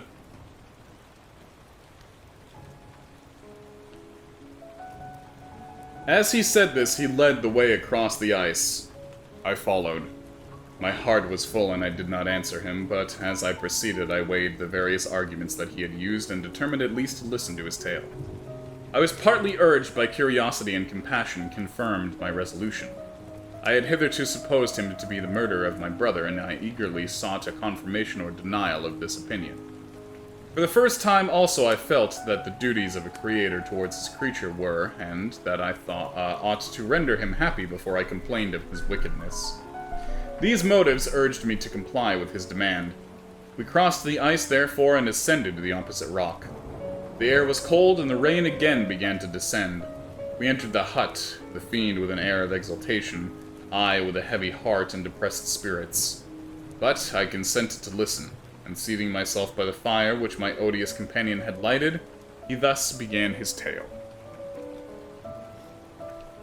That is chapter 10 finished. So let me quickly grab a drink here, and we'll move on.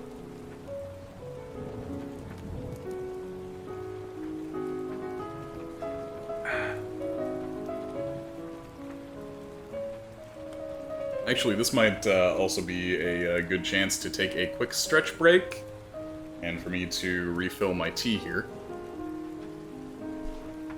So I'm actually going to be right back. So don't go anywhere, folks. Maybe get yourself a drink, do some stretches and whatnot, practice some healthy stream watching habits. Don't sit in one place for too long, and I will be back with you in a couple minutes.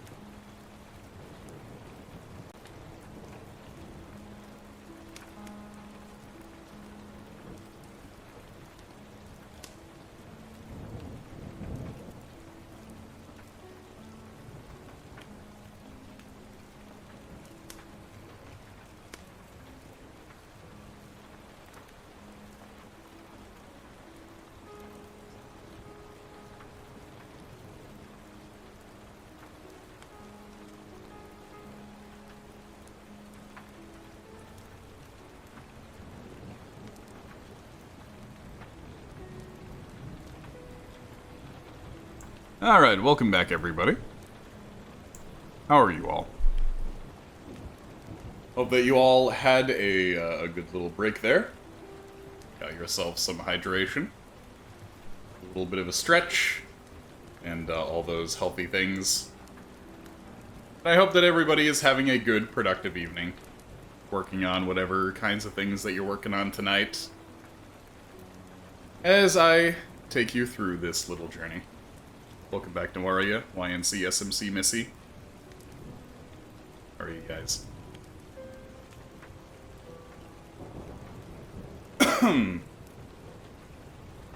So we're making some decent headway through this book. We're already very nearly halfway through. We should be about 2/3 of the way through by the end of tonight. It should probably only be 3 streams to finish this off.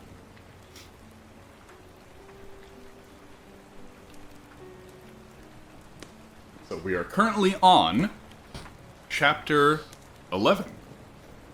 Let's get back into the story.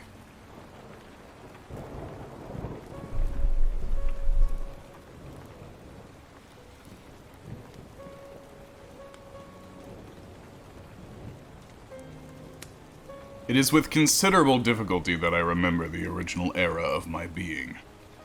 All the events of that period appear confused and indistinct. A strange multiplicity of sensations seized me, and I saw, felt, heard, and smelt, all at the same time. And it was, indeed, a long time before I learned to distinguish between the operations of my various senses. By degrees, I remember, a stronger light pressed upon my nerves so that I was obliged to shut my eyes. Darkness then came over me and troubled me, but hardly had I felt this when, by opening my eyes, as I now suppose, the light poured in upon me again. I walked, and, I believe, descended, but I presently found a great alteration in my sensations. Before, dark and opaque bodies had surrounded me, impervious to my touch or sight. But now I found I could wander on at liberty, with no obstacles, which I could not either surmount or avoid. The light became more and more oppressive to me, and the heat wearying me as I walked. I sought a place where I could receive shade.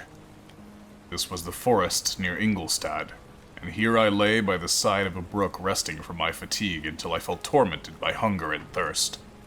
This roused me from my nearly dormant state, and I ate some berries, which I found hanging on the trees or lying on the ground. I slaked my thirst at the brook, and then lying down was overcome by sleep. Yet it was dark when I awoke. I felt cold also and half frightened, as it were, instinctively finding myself so desolate. Before I had quitted your apartment on a sensation of cold, I had covered myself with some clothes, but these were insufficient to secure me from the dews of night. I was a poor, helpless, miserable wretch. I knew and could distinguish nothing, but feeling pain invade me on all sides. I sat down, wept. Soon, a gentle light stole over the heavens and gave me a sensation of pleasure. I stared up and beheld a radiant form rise from among the trees. Asterisk. The moon. Author's note. Thanks, Mary Shelley. Just in case nobody understood that was the moon. I gazed with a kind of wonder.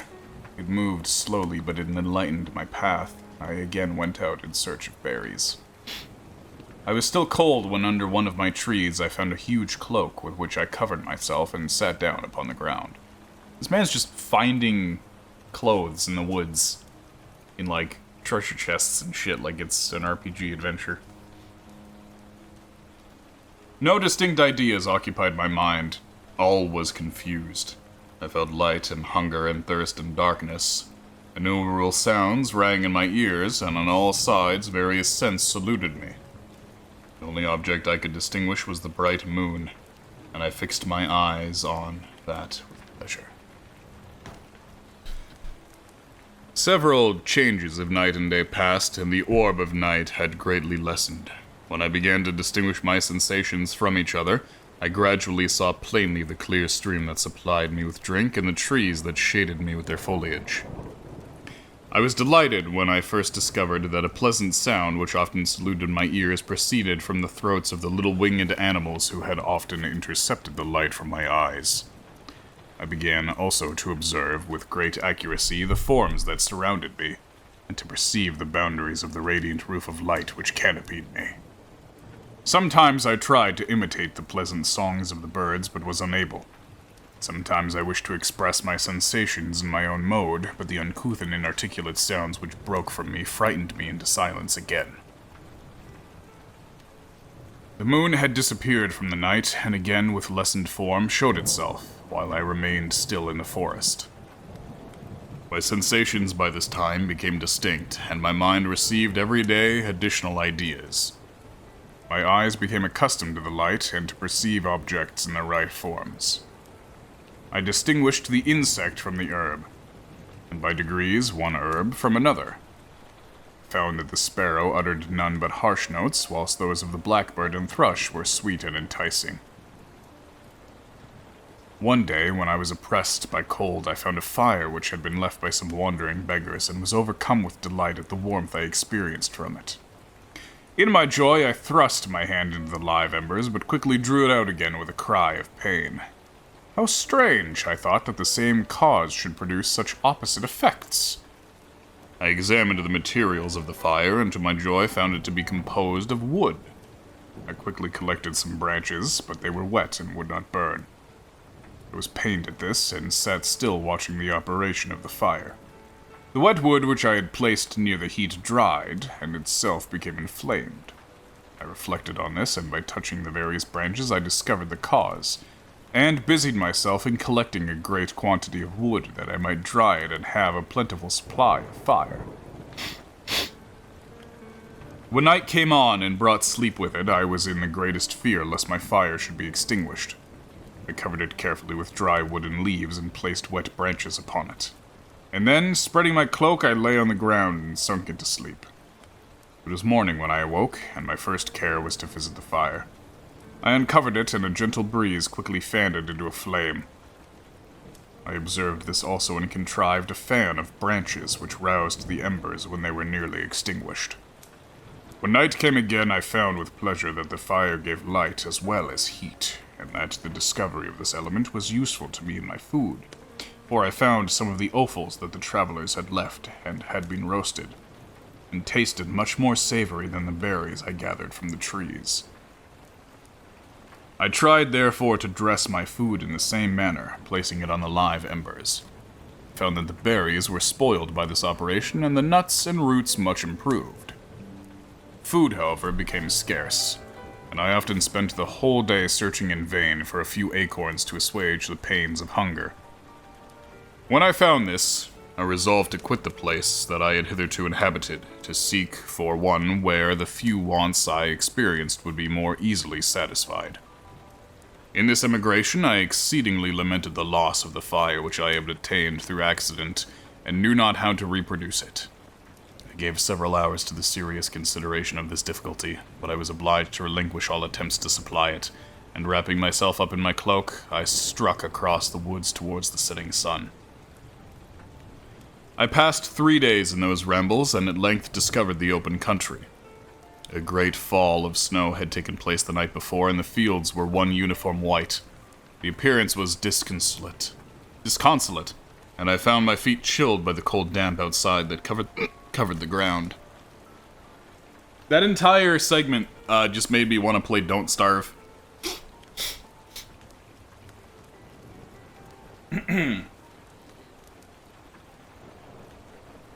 It was about 7 in the morning, and I longed to obtain food and shelter.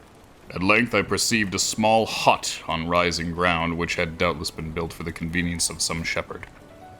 This was a new sight to me, and I examined the structure with great curiosity. Finding the door opened, I entered. An old man sat in it near a fire over which he was preparing his breakfast. He turned on hearing a noise, and perceiving me, shrieked loudly, quitting the hut, ran across the fields with a speed of which his debilitated form hardly appeared capable. His appearance differed from any I had ever before seen, and his flight somewhat surprised me. But I was enchanted by the appearance of the hut. Here, the snow and the rain could not penetrate. Ground was dry, and it pressed to me then as exquisite and divine a retreat as pandemonium appeared to the demons of hell after their sufferings in the lake of fire. I greedily devoured the remnants of the shepherd's breakfast, which consisted of bread, cheese, milk, and wine. The later, however, I did not like. Then, overcome by fatigue, I lay down among some straw and fell asleep. It was noon when I awoke, and allured by the warmth of the sun which shone brightly on the white ground, I determined to recommence my travels, and depositing the remains of the peasant's breakfast in a wallet I found, I proceeded across the fields for several hours until at sunset I arrived at a village. How miraculous did this appear! The huts, the neater cottages, and stately houses engaged my admiration by turns. The vegetables in the garden, the milk and the cheese that I saw placed at the windows of some cottages, allured my appetite.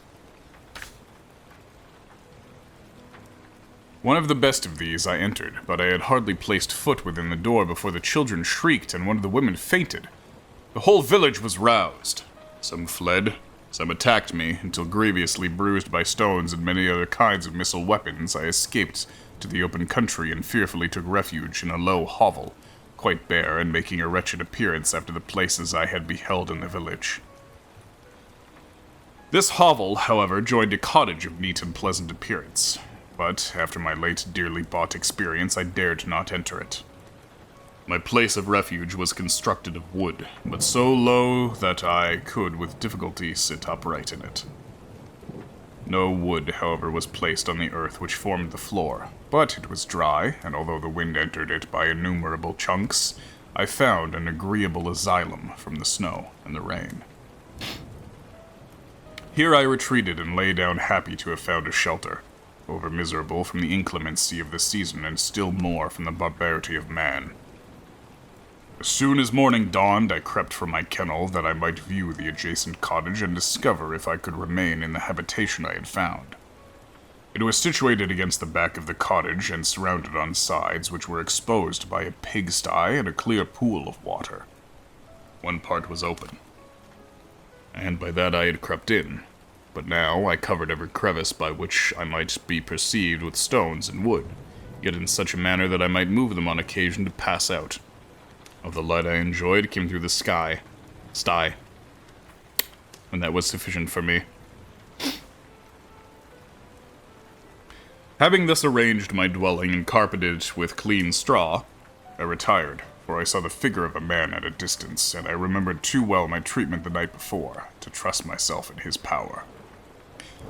I had first, however, provided my sustenance for that day by a loaf of coarse bread which I purloined and a cup with which I could drink, more conveniently than from my hand, to the pure water which flowed by my retreat.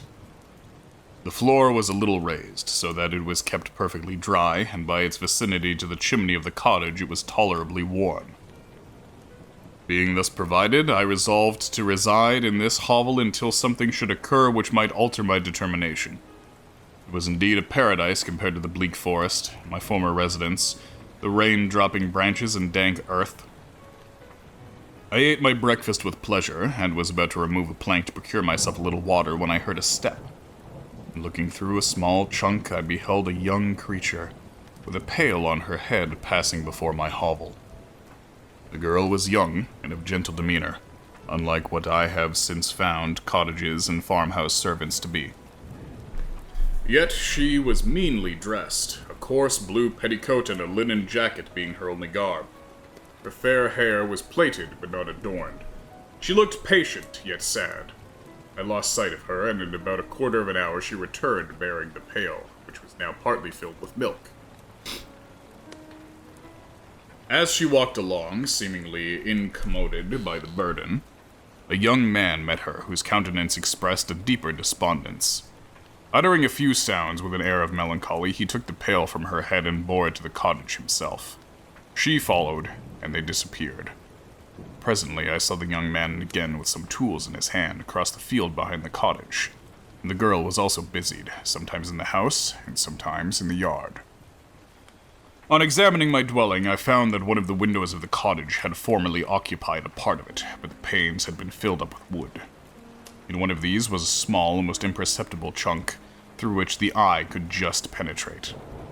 Through this crevice, a small room was visible, whitewashed, clean, but very bare of furniture. In one corner, near a small fire, sat an old man, leaning his head on his hands in a disconsolate attitude. The young girl was occupied in arranging the cottage, but presently she took something out of a drawer, which employed her hands, and she sat down beside the old man, who, taking up an instrument, began to play, and to produce sounds sweeter than the voice of the thrush or nightingale. It was a lovely sight, even to me, poor wretch, who had never beheld aught beauty before. The silver hair and benevolent countenance of the aged cottager won my reverence, while the gentle manners of the girl enticed my love. Played a sweet, mournful air which I perceived drew tears from the eyes of his amiable companion, of which the old man took no notice until she sobbed audibly. He then produced a few sounds, and the fair creature, leaving her work, knelt at his feet. He raised her and smiled with such kindness and affection that I felt sensations of a peculiar and overpowering nature. They were a mixture of pain and pleasure, such as I had never before experienced, either from hunger or cold, warmth or food. I withdrew from the window, unable to bear these emotions.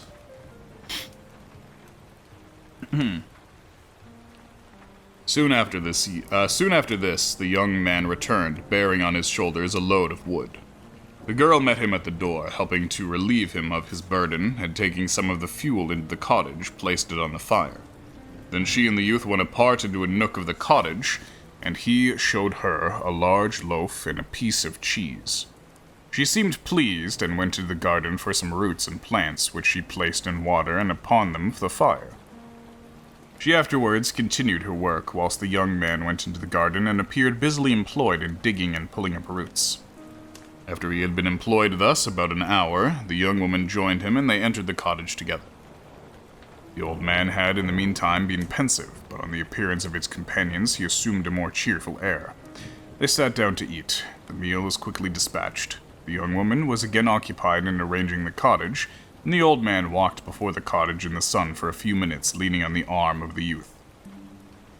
Nothing could exceed in beauty the contrast between these two excellent creatures. One was old, with silver hairs and a countenance beaming with benevolence and love. The younger was slight and graceful in his figure, and his features were molded with the finest symmetry, yet his eyes and attitude expressed the utmost sadness and despondency. The old man returned to the cottage, and the youth, with tools different from those he had used in the morning, directed his steps across the fields. Night quickly shut in, but to my extreme wonder I found that the cottagers had a means of prolonging light by the use of tapers, and was delighted to find that the setting of the sun did not put an end to the pleasure I experienced in watching my human neighbors. In the evening, the young girl and her companion were employed in various occupations which I did not understand, and the old man again took up the instrument which produced the divine sounds that had enchanted me in the morning. So soon as he had finished, the youth began not to play, but to utter sounds that were monotonous, and neither resembling the harmony of the old man's instrument or the songs of the birds. Since found that he read aloud, but at that time I knew nothing of the science of words or letters. The family, after having been thus occupied for a short time, extinguished their lights and retired, as I conjectured, to rest. Oh shit! It's Bagel Hole Kevin. That's gonna make no sense for anybody who's watching the highlight of this later. Where did you come from? Where did you go? Where did you come from, Bagel Hole Kevin?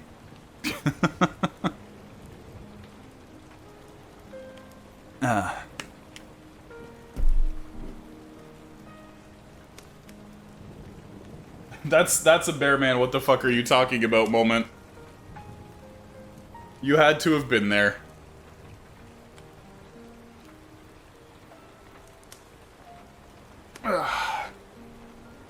Oh, good.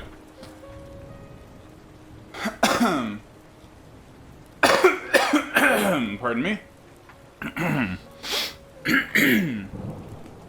Yeah, it was. Sorry, I'm just gonna have a drink and clear my throat real quick.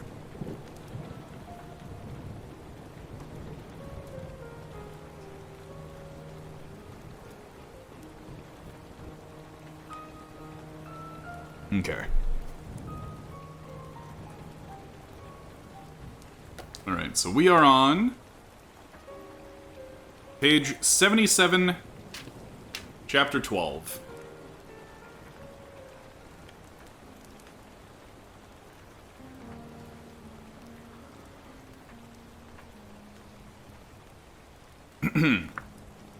I lay on my straw, but I could not sleep.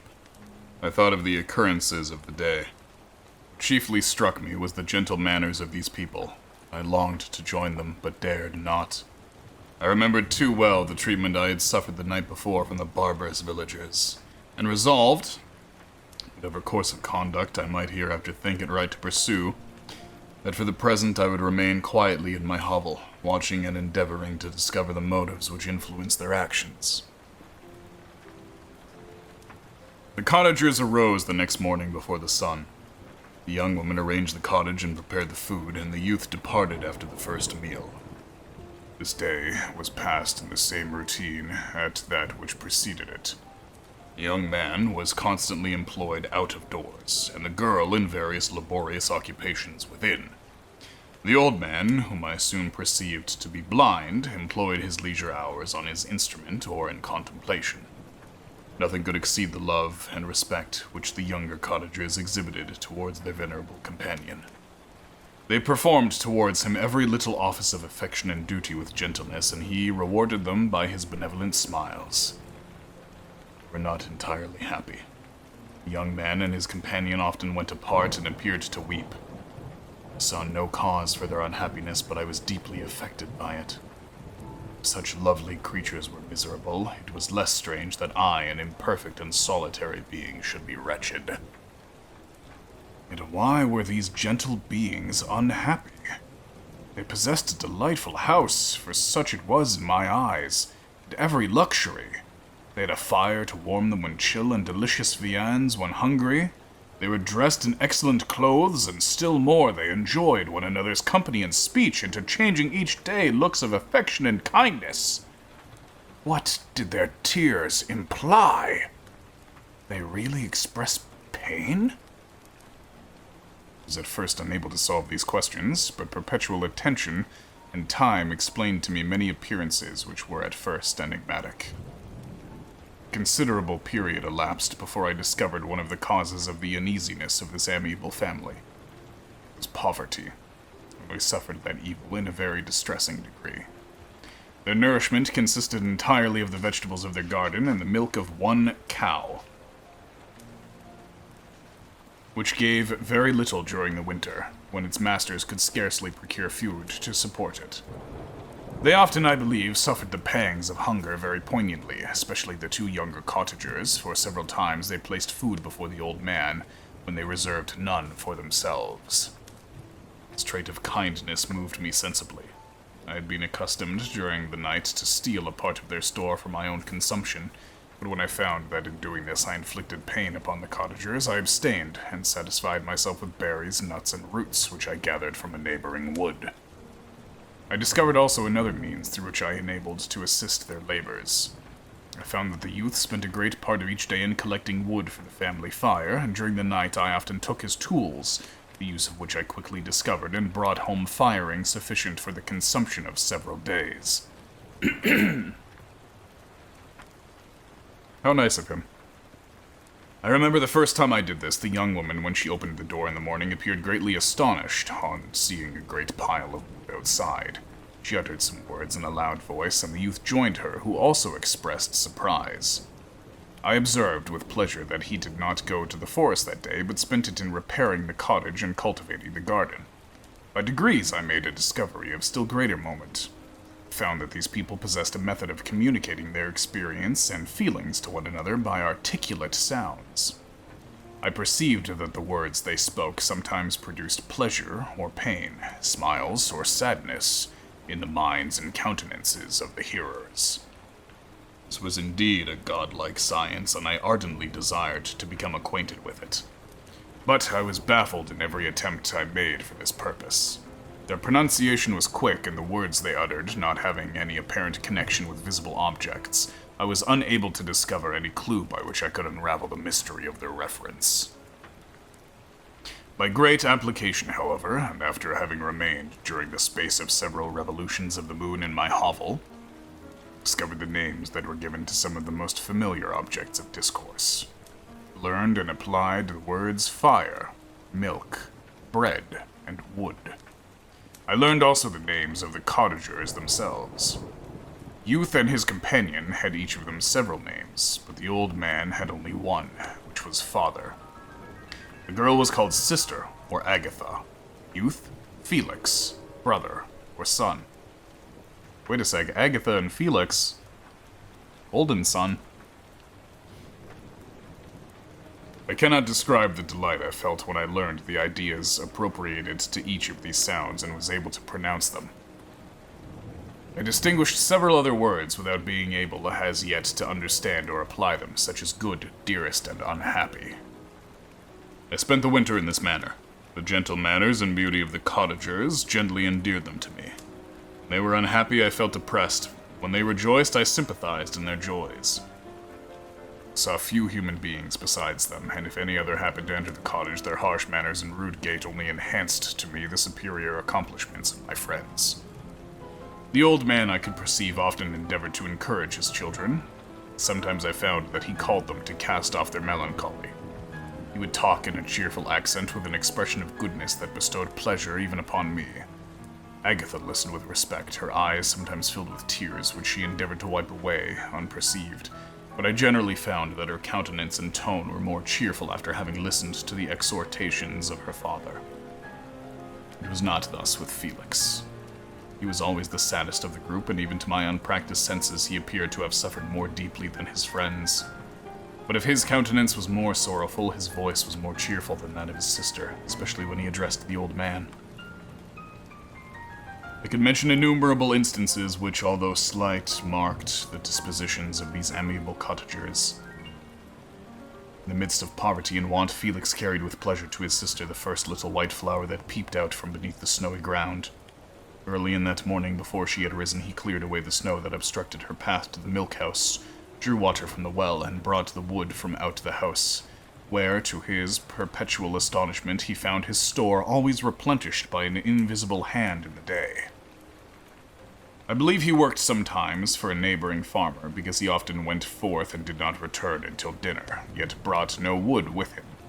At other times he worked in the garden, but as there was little to do in the frosty season, he read to the old man and Agatha. This reading had puzzled me extremely at first, but by degrees I discovered that he uttered many of the same words when he read as when he talked. I conjectured, therefore, that he found on the paper signs for speech which he understood, and I ardently longed to comprehend also. But how was that possible when I did not even understand the sounds for which they stood as signs? Also, hey Mishka, welcome in. Thank you for the Dorito. I improved, however, sensibly in that science, but not sufficiently to follow up any kind of conversation, although I applied my whole mind to the endeavor. For I easily perceived that although I eagerly longed to discover myself to the cottagers, I ought not make the attempt until I had first become master of their language, which knowledge might enable me to make them overlook the deformity of my figure. For this also, the contrast perpetually presented to my eyes, had made me acquainted. There's a footnote on this sentence that says, discover, reveal. He wanted to discover himself to them. He wanted to reveal himself to him. I guess it's simply an archaic form of expressing that. But I feel like everybody kind of got that one.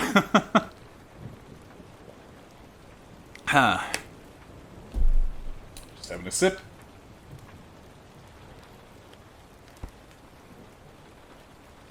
Alright, and carrying on.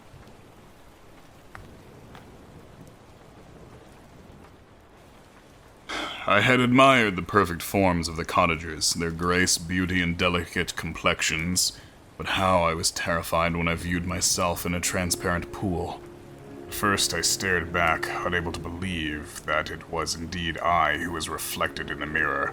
And when I became fully convinced that I was in reality the monster that I am, I was filled with the bitterest sensations of despondence and mortification.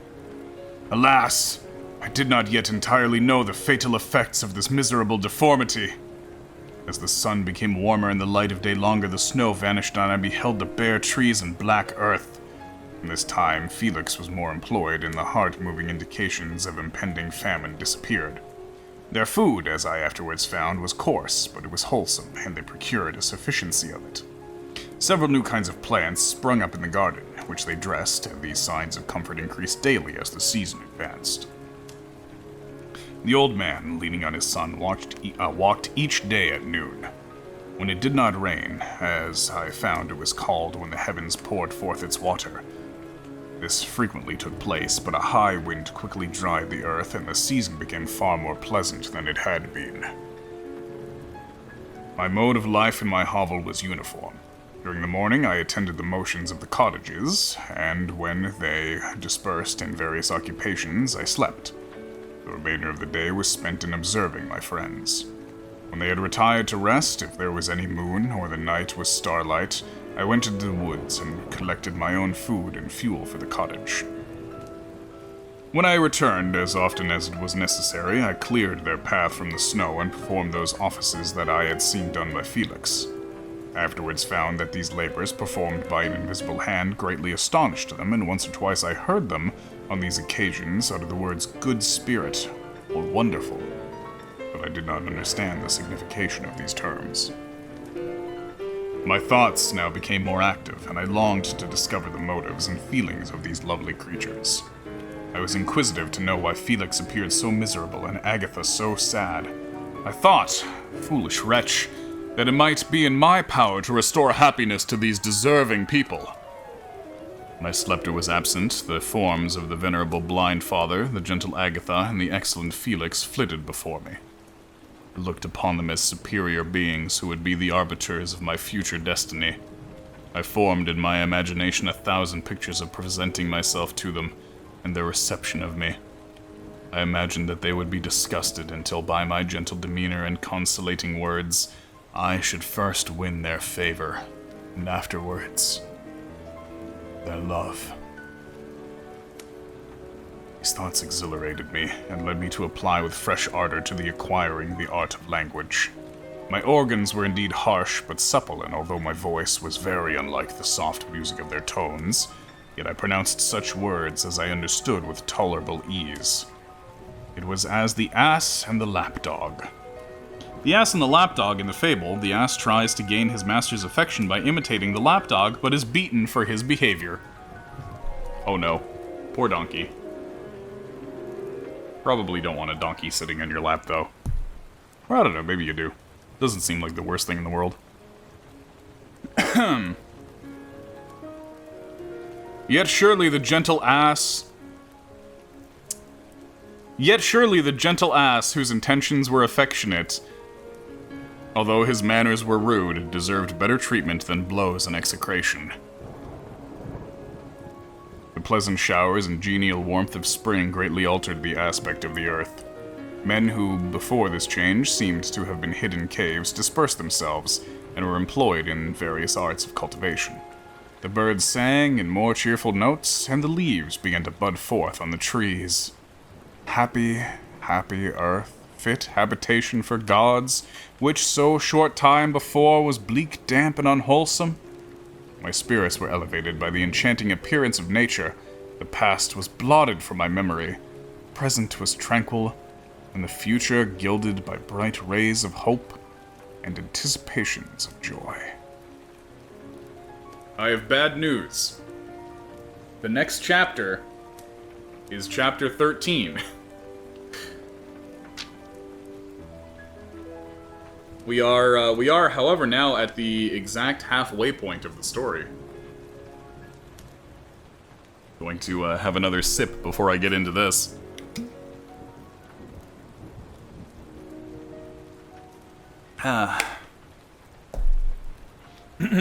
But once again, I hope that you have all been enjoying the stream and having a pleasant, comfortable time with the readings tonight.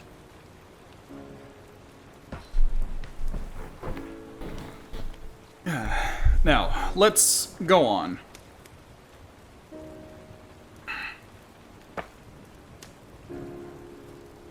Chapter 13. I now hasten to the more moving part of my story. I shall relate events that impressed me with feelings which, from what I had been, have made me what I am. Spring advanced rapidly. The weather became fine, and the skies cloudless. It surprised me that what before was desert and gloomy should now bloom in the most beautiful flowers and verdure. My senses were gratified and refreshed by 1,000 scents of delight and 1,000 sights of beauty. It was on one of these days when my cottagers periodically rested from labor that the old man played on his guitar and the children listened to him, that I observed the countenance of Felix was melancholy beyond expression. He sighed frequently, and once his father paused in his music, and I conjectured by his manner that he inquired the cause of his son's sorrow. Felix replied in a cheerful accent, and the old man was recommencing his music when someone tapped at the door. It was a lady on horseback, accompanied by a countryman as a guide. The lady was dressed in a dark suit and covered with a thick black veil. Agatha asked a question to which the stranger only replied by pronouncing in a sweet accent the name of Felix. Her voice was musical, but unlike that of either of her friends. Hearing this word, Felix came up hastily to the lady, who, when she saw him, threw up her veil, and I beheld a countenance of angelic beauty and expression. Her hair of a shining raven black and curiously braided, her eyes were dark but gentle although animated, her features of irregular proportion and her complexion wondrously fair, each cheek tinged with a lovely pink. Felix seemed ravished with delight when he saw her. Every trait of sorrow vanished from his face and instantly expressed a degree of ecstatic joy, which I could hardly have believed it capable. His eyes sparkled as his cheek flushed with pleasure, and at that moment I thought him as beautiful as the stranger. She appeared affected by different feelings.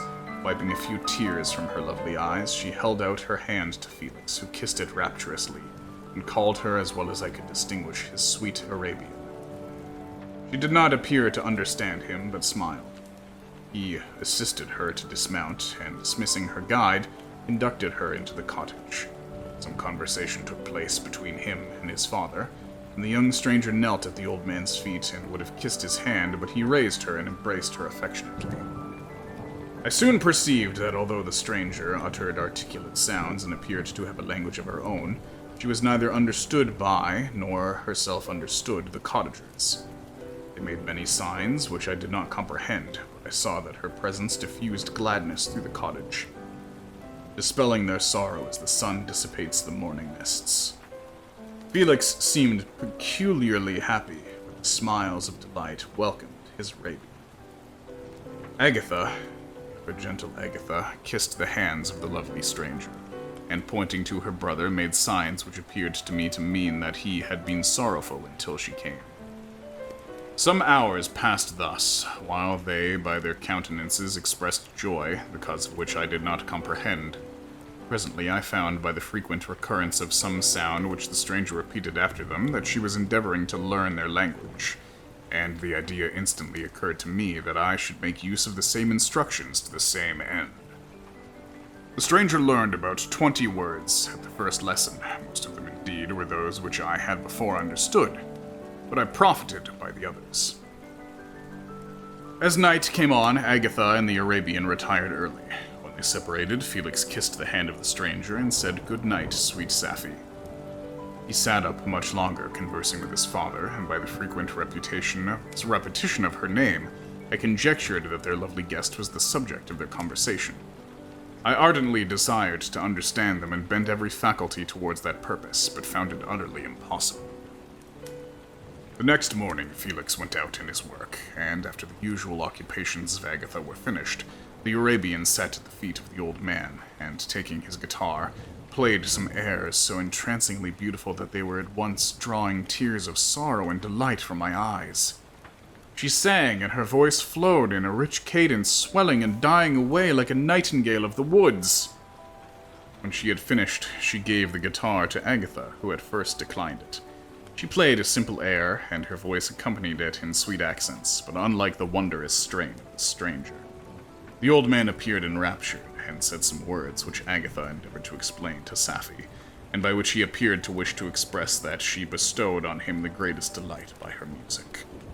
The days now passed as peaceably as before, with the sole alteration that joy had taken place of sadness in the countenances of my friends. Safie was always gay and happy, and I improved rapidly in the knowledge of language, so that in 2 months I began to comprehend most of the words uttered by my protectors. In the meanwhile, also the black ground was covered with herbage, and the green banks interspersed with innumerable flowers. Sweet to the scent in the eyes, stars of pale radiance among the moonlight woods.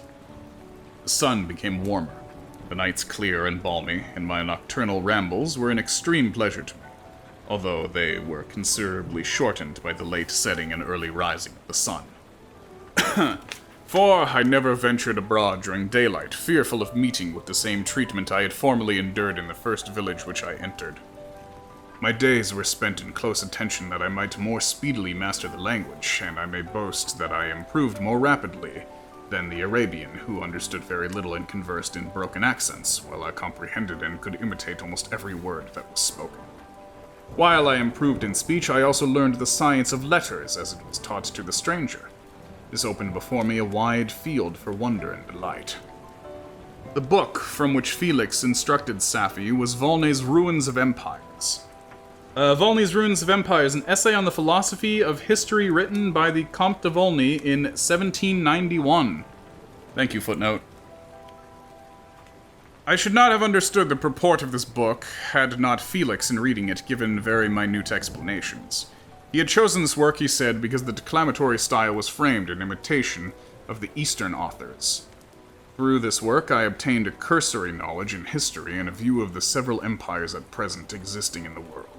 It gave me an insight into the manners of governments and regions of the different nations of Earth.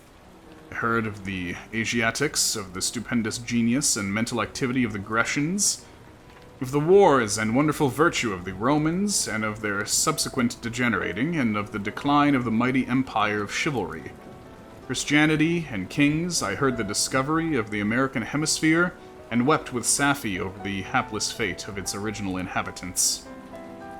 These wonderful narrations inspired me with strange feelings. Was man indeed at once so powerful, so virtuous and magnificent, yet so vicious and base? He appeared at one time a mere scion of the evil principle, and at another as all that can be conceived as noble and godlike. To be a great and virtuous man appeared the highest honor that can befall a sensitive being, but to be base and vicious, as many on record have been, appeared the lowest degradation, a condition more abject than that of the blind mole or harmless worm. For a long time I could not conceive how one man could go forth to murder his fellow, or even why there were laws and governments. When I heard details of vice and bloodshed, my wonder ceased. I turned away with disgust, loathing. Every conversation of the cottagers now opened with new wonders to me. While I listened to the instructions which Felix bestowed upon the Arabian, the strange system of human society was explained to me. I heard of the division of property, of immense wealth and squalid poverty, of rank, descent, and noble blood.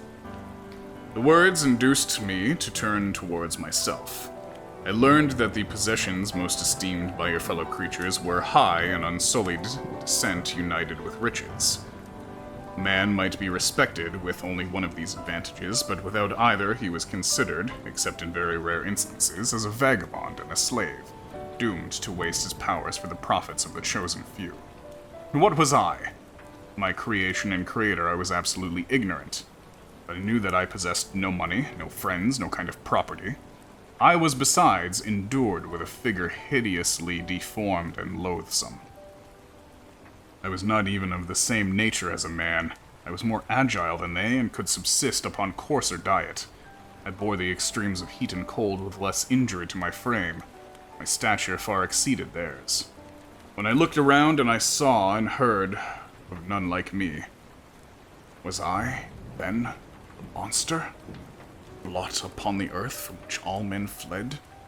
Whom all men disowned? I cannot describe to you the agony that these reflections inflicted upon me. I tried to dispel them. Sorrow only increased with knowledge. Oh, that I had forever remained in my native wood, nor known nor felt beyond the sensations of hunger, thirst, and heat. Of what strange nature is knowledge? It clings to the mind when it has once seized on it like a lichen on the rock. I wished sometimes to shake off all thought and feeling, but I learned that there was but one means to overcome the sensation of pain. That was death, a state which I feared, yet did not understand. I admired virtue and good feelings, and loved the gentle manners and amiable qualities of my cottagers.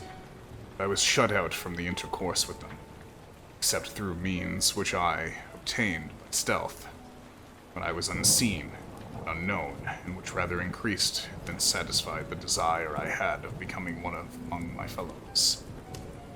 The gentle words of Agatha and the animated smiles of the charming Arabian were not for me.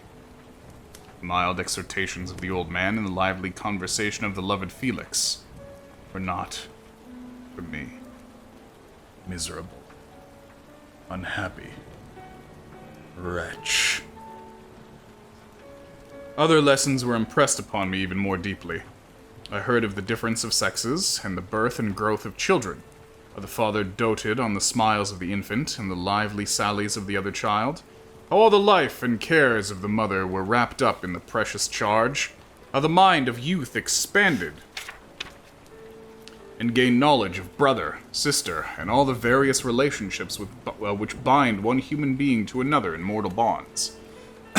But where were my friends and relations? No father had watched my infant days. No mother had blessed me with smiles and caresses. Or if they had, all my past life was now a blot. A blind vacancy in which I distinguished nothing. My earliest remembrance I had been, as I then was, in height and proportion. Never yet seen a being resembling me, or who claimed any intercourse with me. Was I? The question again recurred, to be answered only with groans. I will soon explain to what these feelings tended. Allow me now to return to the cottagers, whose story excited me in such various feelings of indignation, delight, and wonder, which all terminated in additional love and reverence for my own protectors.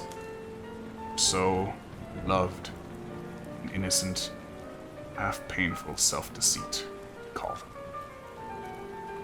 It's the end of chapter 13. Also, I'm actually out of water. So let me real quick be right back and refill my water. Won't be but a minute.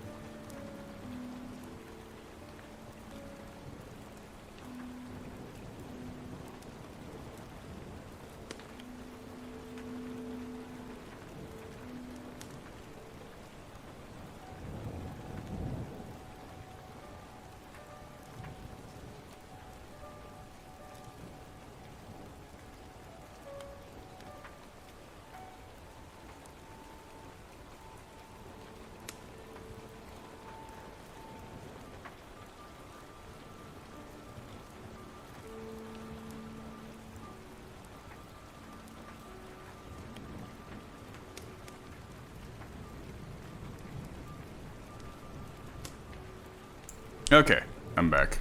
With water. So let us continue. This is now chapter 14.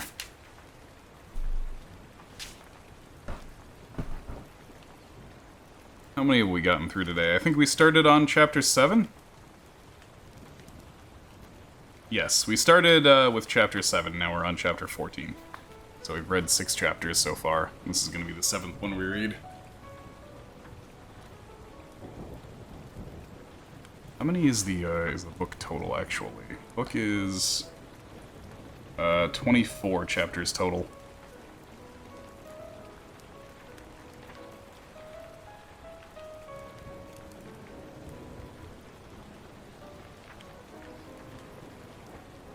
Some time elapsed before I learned the history of my friends.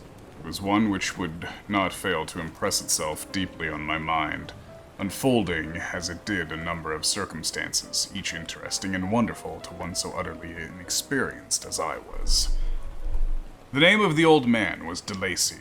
He was descended from a good family in France, where he had lived for many years in affluence, respected by his superiors and beloved by his equals. His son was bred in the service of his country, and Agatha had ranked with ladies of the highest distinction. A few months before my arrival, they had lived in a large and luxurious city called Paris, surrounded by friends and possessed of every enjoyment, which virtue, refinement of intellect, or taste accompanied by a modern fortune could afford.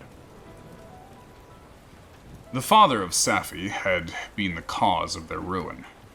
He was a Turkish merchant and had inhabited Paris for many years, when for some reason, which I could not learn, he became obnoxious to the government. He was seized and cast into prison the very day that Safi arrived from Constantinople to join him. He was tried and condemned to death. The injustice of his sentence was very flagrant. All Paris was indignant. It was judged that his religion and wealth, rather than the crime alleged against him, had been the cause of his condemnation. No, I didn't yet. I haven't had the chance. Felix had accidentally been present at the trial. His horror and indignation were uncontrollable when he heard the decision of the court. I might be able to start on Friday. He made, at that moment, a solemn vow to deliver him, and then looked around for the means. After many fruitless attempts to gain admittance to the prison, he found a strongly grated window in an unguarded part of the building. Also, hey Glitchy, how are you doing? Hope that you're having a good night.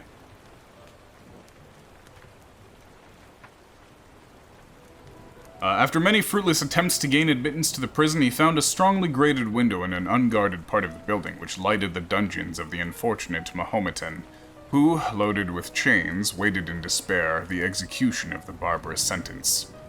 Felix visited the grate at night and made known to the prisoner his intentions in his favor. The Turk, amazed and delighted, endeavored to kindle the zeal of his deliverer by promises of reward and wealth. Felix rejects his offer with contempt, yet when he saw the lovely Safi, who was allowed to visit her father, and who, by her gestures, expressed her lively gratitude, the youth could not help but owing to his own mind that the captive possessed a treasure which would fully reward his toil and hazard. The Turk quickly perceived the impression that his daughter had made on the heart of Felix and endeavored to secure him more entirely in his interests by the promise of her hand in marriage, so soon as he should be conveyed to a place of safety. Felix was too delicate to accept his offer, yet he looked forward to the probability of the event as to the consummation of his happiness.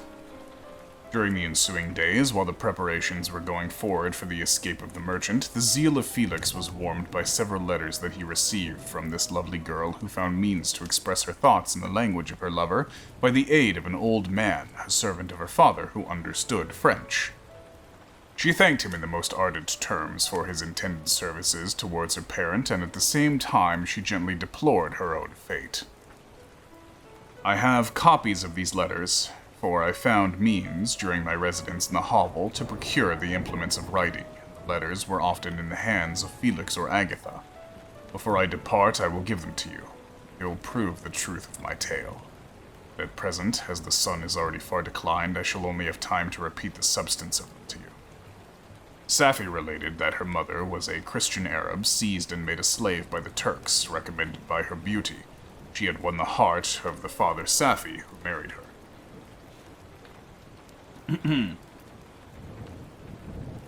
The young girl spoke in high and enthusiastic terms of her mother, who, born in freedom, spurned the bondage to which she was now reduced. She instructed her daughter in the tenets of her religion and taught her to aspire to higher powers of intellect and independence of spirit forbidden to the female followers of Muhammad. This lady died, but her lessons were indelibly impressed on the mind of Safi, who sickened at the prospect of again returning to Asia and being immured within the walls of a harem, allowed only to occupy herself with infantile amusements ill-suited to the temper of her soul, now accustomed to grand ideas and a noble emulation of virtue. The prospect of marrying a Christian and returning to a country where women were allowed to take rank in society was enchanting to her. The day for the execution of the Turk was fixed, but on the night previous to it he quitted his prison, and before morning was distant many leagues from Paris. Felix had procured passports in the name of his father, sister, and himself. He had previously communicated his plan to the former, who aided the deceit by quitting his house under the pretense of a journey and concealing himself with his daughter in an obscure part of Paris. Felix conducted the fugitives through France to Lyon and across Mount Cenis to Leghorn, where the merchant had decided to wait a favorable opportunity of passing into some part of the Turkish dominions. Safi resolved to remain with her father until the moment of his departure, before which time the Turk renewed his promise that she should be united to his deliverer, and Felix remained with them in expectation of that event, and in the meantime he enjoyed the society of the Arabian, who exhibited towards him the simplest and tenderest affection. They conversed with one another through the means of an interpreter, and sometimes with the interpretation of looks, and Safi sang to him in the divine airs of her native country. The Turk allowed this intimacy to take place and encouraged the hopes of the youthful lovers, while in his heart he had formed far other plans. He loathed the idea that his daughter should be united to a Christian, but he feared the resentment of Felix if he should appear lukewarm, for he knew that he was still in the power of his deliverer if he should choose to betray him to the Italian state which they had inhabited. He revolved 1,000 plans by which he should be enabling to prolong the deceit until it might be no longer necessary, and secretly to take his daughter with him when he departed. His plans were facilitated by the news which arrived from Paris. The government of France was greatly enraged at the escape of their victim and spared no pains to detect and punish his deliverer. The plot of Felix was quickly discovered, and De Lacy and Agatha were thrown into prison. The news reached Felix and roused him from his dream of pleasure. His blind and aged father and his gentle sister lay in a noisome dungeon when he enjoyed free air and society of her whom he loved. This idea was torture to him. He quickly arranged with the Turk that if the latter should find a favorable opportunity for escape before Phoenix could return to Italy, Safi should remain as a boarder at a convent in Leghorn. And then, quitting the lovely Arabian, he hastened to Paris and delivered himself up to the vengeance of the law, hoping to free De Lacy and Agatha by this proceeding. Did not succeed. They remained confined for 5 months before the trial took place, the result of which deprived them of their fortune and condemned them to a perpetual exile from their native country. They found a miserable asylum in the cottage in Germany where I discovered them. Felix soon learned that the treacherous Turk, for whom he and his family endured such unheard-of oppression, on discovering that his deliverer was thus reduced to poverty and ruin, became a traitor to good feeling and honor and had quitted Italy with his daughter, insultingly sending Felix a pittance of money to aid him, as he said, in some plan of future maintenance. Such were the events that preyed on the heart of Felix and rendered him, when I first saw him, the most miserable of his family. He could have endured poverty, and while this distress had been the meed of his virtue, he gloried it. The ingratitude of the Turk and the loss of his beloved Safi were misfortunes more bitter and irreparable. The arrival of the Arabian now infused new life into his soul. When the news reached Leghorn that Felix was deprived of his wealth and rank, the merchant commanded his daughter to think no more of her lover, but to prepare to return to her native country. The generous nature of Safri was outraged by his command. She attempted to expostulate with her father. He left her angrily, reiterating his tyrannical mandate.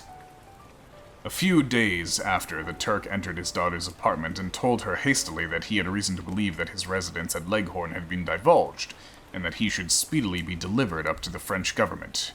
He had consequently hired a vessel to convey him to Constantinople, for which city he should sail in a few hours. He intended to leave his daughter under the care of a confidential servant, to follow at her leisure with the greater part of his property, which had not yet arrived at Leghorn. When alone, Sappho resolved, in her own mind, the plan of conduct that it would become her to pursue this emergency. A residence in Turkey was aberrant to her. Her religion and her feelings were alike averse to it. By some papers of her father which fell into her hands, she heard of the exile of her lover and learnt the name of the spot where he had resided. She hesitated some time, but at length she formed her determination. Taking with her some jewels that belonged to her and a sum of money, she quitted Italy with an attendant, a native of Leghorn, but who understood the common language of Turkey, and departed for Germany. She arrived in safety at a town about 20 leagues from the cottage of de Lacy, when her attendant fell dangerously ill. Safi nursed her with the most devoted affection, but the poor girl died, and the Arabian was left alone, unacquainted with the language of the country and utterly ignorant of the customs of the world. She fell, however, into good hands. The Italian had mentioned the name of the spot for which they were bound, and after death the woman of the house in which they had lived took care that Safi should arrive in safety at the cottage of her lover. Sorry, I had to hiccup for like that whole last sentence. But that is the end of chapter 14 of the book. So, interesting thing about that one is that, regarding the three who are kind of central to the writing of this story, Mary Shelley, of course, who wrote it, Percy B. Shelley, and Lord Byron. This I guess is kind of foreshadowing to things that would happen, highlight foreshadowing in their future, where there was kind of a disdain amongst them for what was happening in the occupation of several territories in Eastern Europe and Western Asia by the Ottoman Empire. Specifically the whole, like, Istanbul, Constantinople thing. Now, Lord Byron himself actually ended up fighting. He decided to enlist himself in fights against the Ottoman Empire in things like civil war in Greece, for instance. So, like, reading that, knowing that this was written before that kind of thing happened, leads you to wonder how long Byron was thinking about doing that.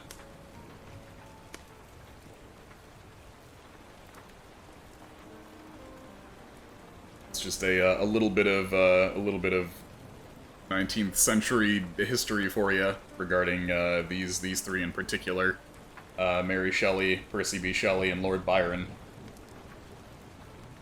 But yeah, their lives were friggin' fascinating. I would definitely recommend looking into them. Especially Lord Byron was a fucking crazy man. You can definitely tell how that dude came to write such characters as Don Juan and whatnot. The Byronic heroes, etc.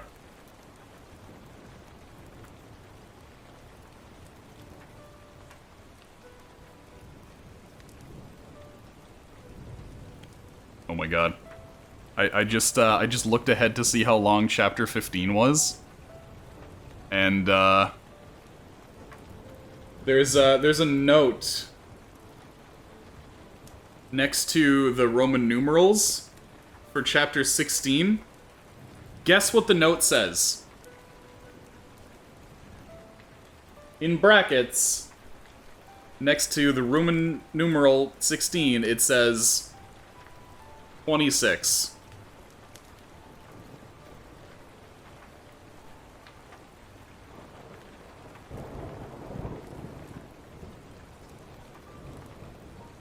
I'm not even kidding.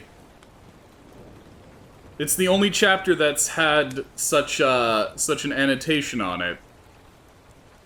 Chapter XVI, in brackets, written in pen, 26. None of the other chapters seem to have this. How bizarre.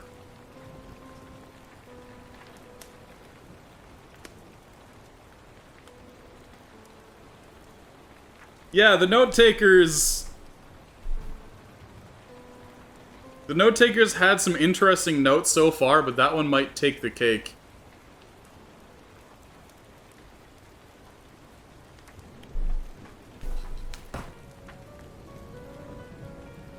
XVI equals 26, foreshadowing. Anyway, we're not even there yet. We're on chapter 15. I just flipped a few pages to see how long this chapter was. So let's get on with chapter 15. Such was the history of my beloved cottagers. It impressed me deeply. I learned from the views of social life which it developed to admire their virtues and deprecate the vices of mankind. And yet I looked upon crime as a distant evil. Benevolence and generosity were ever present before me, inciting within me a desire to become an actor in the busy scene where so many admirable qualities were called forth and displayed. But in giving an account of the progress of my intellect, I must not omit a circumstance which occurred in the beginning of the month of August of the same year. One night, during my accustomed visit to the neighboring wood where I collected my food and brought home firing for my protectors, I found on the ground a leather portmanteau containing several articles of dress and some books. I eagerly seized the prize and returned with it to my hovel. Fortunately, the books were written in the language, the elements of which I had acquired at the cottage. It consisted of Paradise Lost, a volume of Plutarch's Lives, and The Sorrows of Werther. The possession of these treasures gave me extreme delight. I now continually studied and exercised my mind upon these histories, whilst my friends were employed in their ordinary occupations.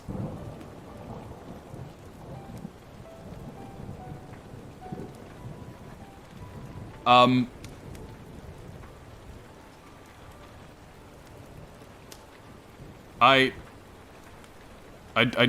don't think so, no? I think that's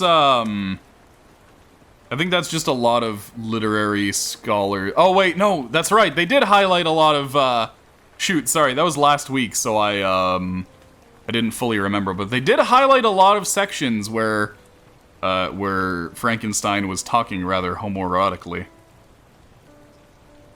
But no, scholars as a whole, like when I actually read this in university, that was a topic that came up a ton. Was Frankenstein being potentially gay?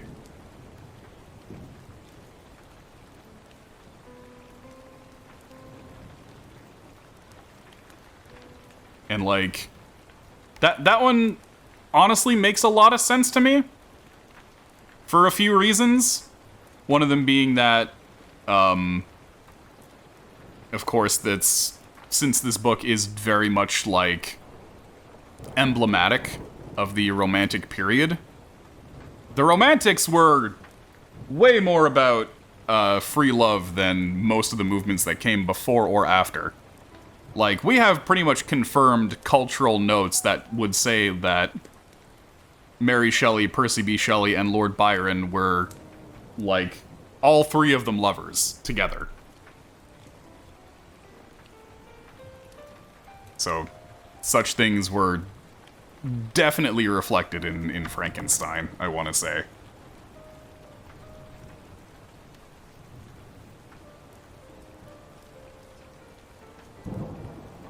No, where was I?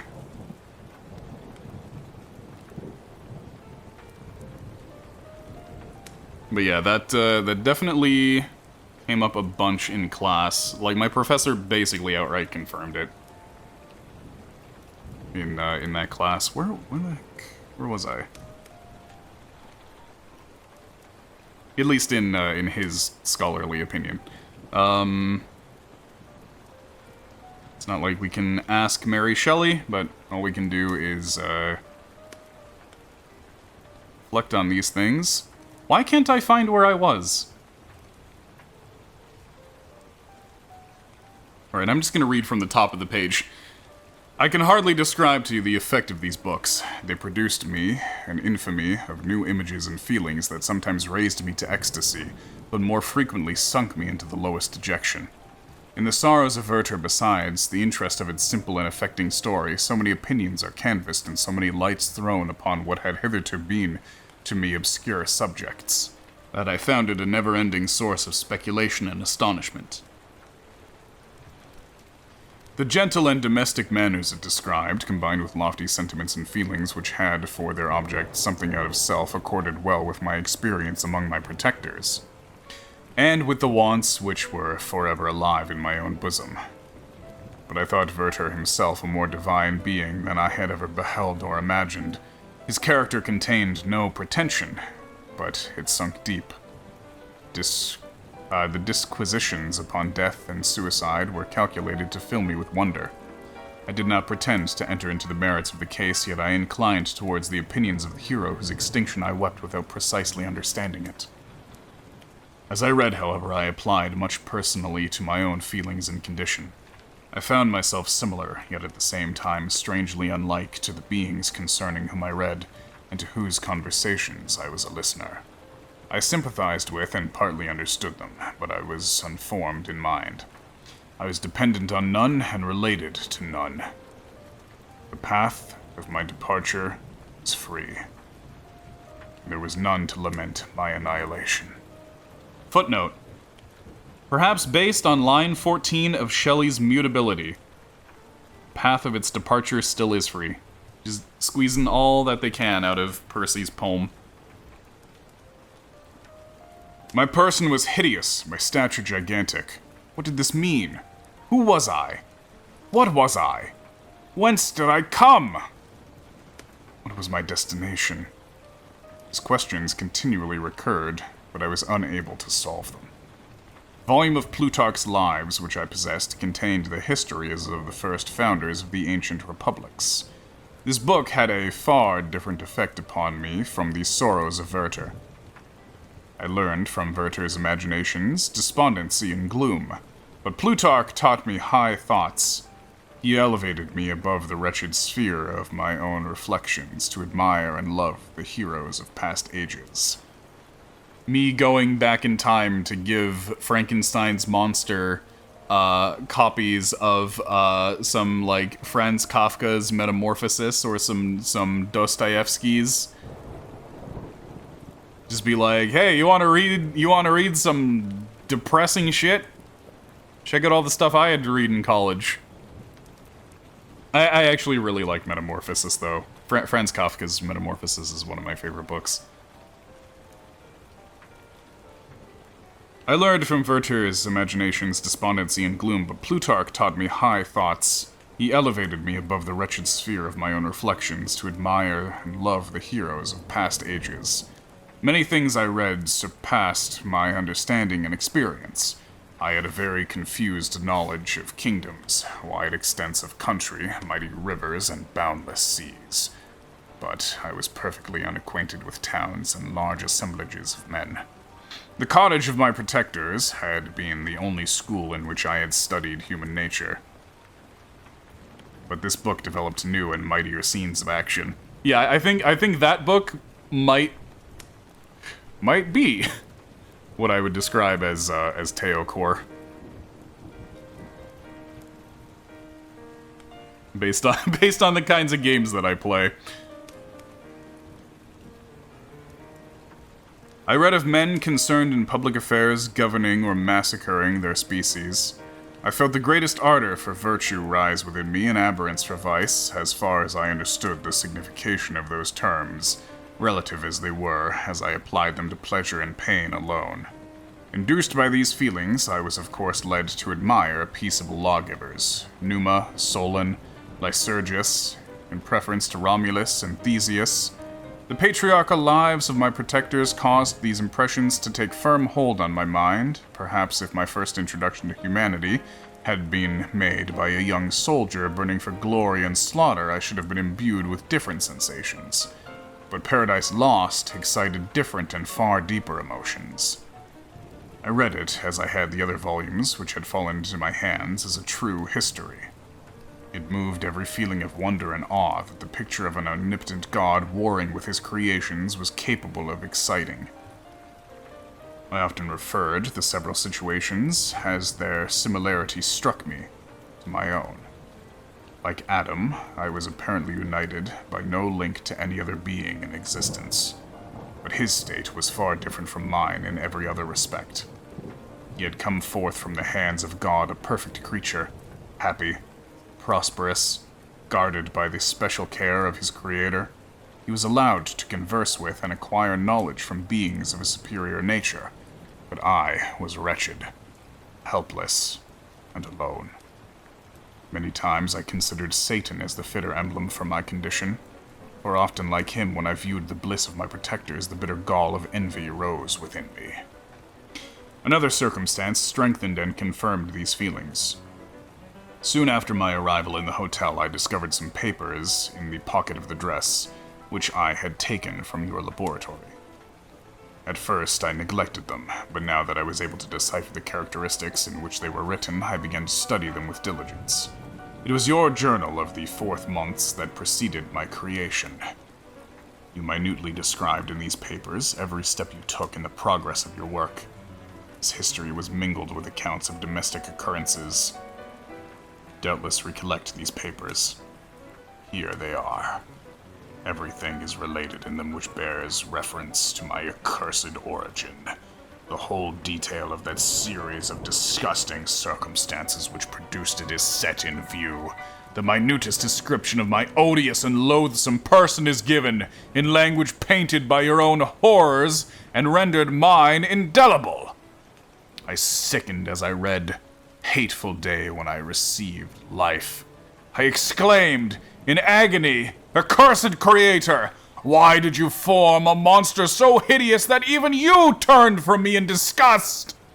God in pity made man beautiful and alluring after his own image, but my form is a filthy type of yours, more horrid even from the very resemblance. Satan and his companions, fellow devils to admire and encourage him, but I am solitary and abhorred. Fun fact of Bearman trivia. This entire section, this chapter of Frankenstein, or rather an abridged version of it, was actually something that I did for an assignment for theater classes back when I was in theater. I actually did this entire thing as a performance, as a monologue. I played Frankenstein's monster, and delivered these exact lines as my monologue. So I had actually read this book back in the first time I read Frankenstein was, I want to say, I read it was in my elementary school library. For us Canadians, elementary school is up to grade 8. So it was in grade 7 or 8 that I read this book for the first time. And then again in high school when I was doing that monologue. And then for a third time in university. So when I found that Frankenstein was on the curriculum in university, I was like, fuck yeah, I have so much experience with that book. That's one of my favorite fucking books. I'm gonna ace the hell out of this. I didn't end up getting the chance to incorporate too much Frankenstein into my work for that course, sadly. But I at least fucking killed it during the discussion periods that we had for the tutorials in that class when it came to Frankenstein. So, yeah, I do actually have a ton of history with this book in particular, which is why I've kind of chosen this one to do for this horror season.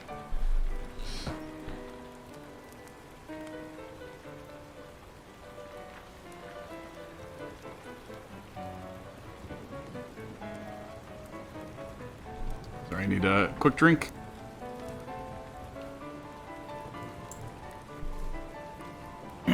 Okay. These were the reflections of my hours of despondency and solitude. But when I contemplated the virtues of the cottagers, their amiable and benevolent dispositions, persuaded myself that when they should become acquainted with my admiration of their virtues, they could compassionate me and overlook my personal deformity. Would they turn from their door, one, however monstrous, who solicited their compassion and friendship? I resolved at least not to despair, but in every way to fit myself for an interview with them, which would decide my fate. I postponed this attempt for some months longer, for the importance attached to its success inspired me the dread lest I should fail.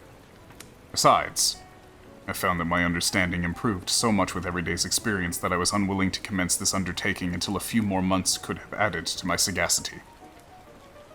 Several changes, in the meantime, took place in the cottage. The presence of Safi diffused happiness among its inhabitants, and I also found that a greater degree of plenty reigned there. Felix and Agatha spent more time in amusement and conversation, were assisted in their labors by servants. They did not appear rich, but they were contented and happy. Their feelings were serene and peaceful, while mine became every day more tumultuous. Increase of knowledge only discovered to me more clearly that a wretched outcast I was. I cherished hope, it is true, but it vanished when I beheld my person reflected in water, from a shadow in the moonshine, even as that frail image in that inconstant shade. I endeavored to crush these fears, and to fortify myself for the trial which, in a few months, I resolved to undergo, and sometimes I allowed my thoughts, unchecked by reason, to ramble in the fields of paradise, and dared to fancy amiable and lovely creatures sympathizing with my feelings, and cheering my gloom. Angelic countenances breathed smiles of consolation. It was all a dream. No Eve soothed my sorrows, nor shared my thoughts. I was alone. I remembered Adam's supplication to his creator. But where was mine? He had abandoned me. In the bitterness of my heart, I cursed him. Autumn passed thus. I saw, with surprise and grief, the leaves decay and fall, and nature again assume the barren and bleak appearance it had worn when I first beheld the woods in the lovely moon. Yet I did not heed the bleakness of the weather. I was better fitted by my confirmation of the endurance of cold than heat. But my chief delights were the sight of flowers, the birds, and all the gay apparel of summer. When those deserted me, I turned with more attention towards the cottagers. Their happiness was not decreased by the absence of summer. They loved and sympathized with one another, and their joys, depending on each other, were not interrupted by the casualties that took place around them. The more I saw of them, the greater became my desire to calm their protection and kindness. Yet my heart yearned to be known and loved by these amiable creatures. To see their sweet looks directed towards me with affection was the utmost limit of my ambition. I dared not to think they would turn them from me with disdain and horror. Poor that stopped at their door were never driven away. I asked, "It's true, for greater treasures than a little food or rest. I required kindness and sympathy. I did not believe myself unworthy of it." The winter advanced, and an entire revolution of the seasons had taken place since I awoke into life. My attention at this time was solely directed towards my plan of introducing myself into the cottage of my protectors. I revolved many projects, but that on which I finally fixed was to enter the dwelling when the blind old man should be alone. I had sagacity enough to discover that the unnatural hideousness of my person was the chief object of horror which those who had formerly beheld me. My voice, although harsh, had nothing terrible in it. I thought, therefore, that if in the absence of his children I could gain the goodwill and mediation of the old de Lacy, I might by his means be tolerated by my young protectors. One day, when the sun shone on the red leaves that strewed the ground and diffused cheerfulness, although it denied warmth, Sapphi, Agatha, and Felix departed on a long country walk, and the old man, at his own desire, was left alone in the cottage.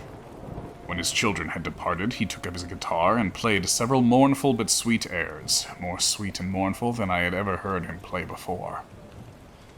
At first his countenance was illuminated with pleasure, but as he continued, thoughtfulness and sadness succeeded. At length, laying aside the instrument, he sat, absorbed in reflection. My heart beat quick.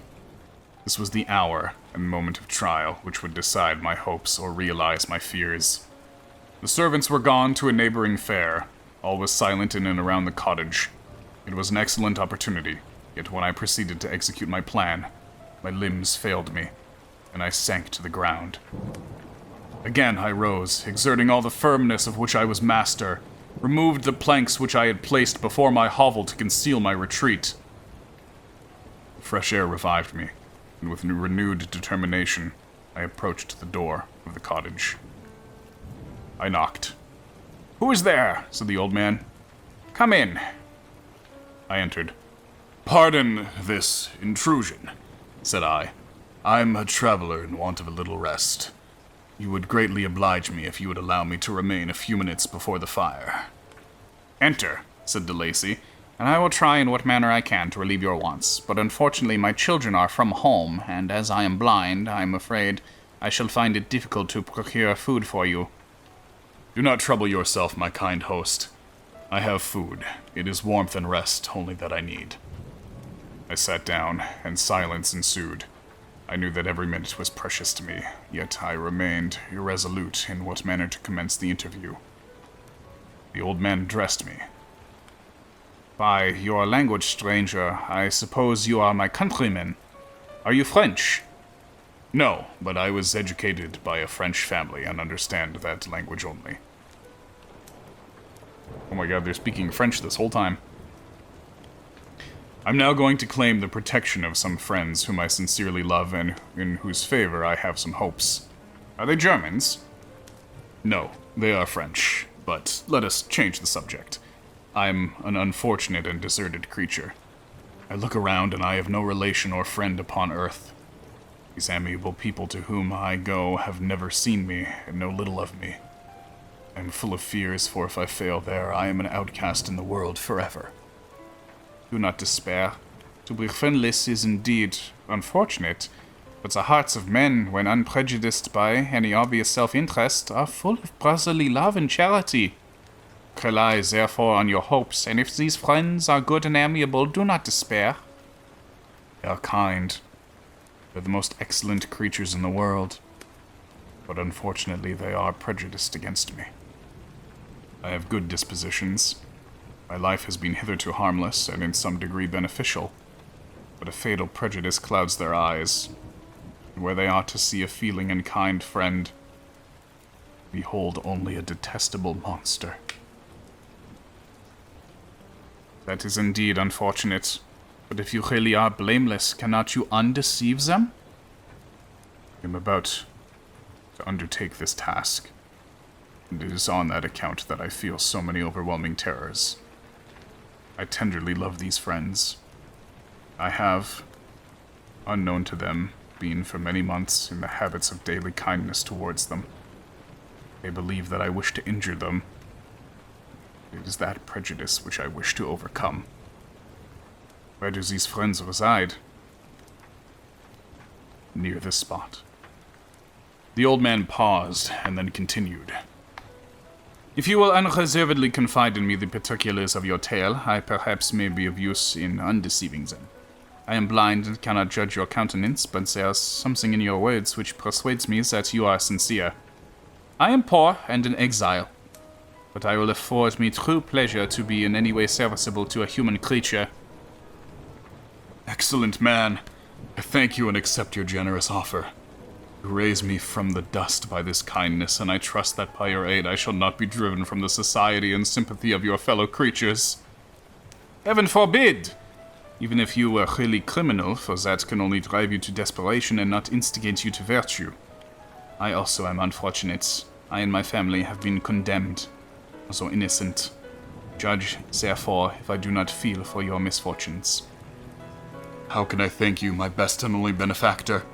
From your lips first have I heard the voice of kindness directed towards me.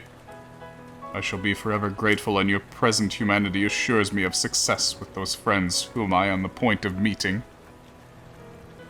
May I know the names and residence of those friends?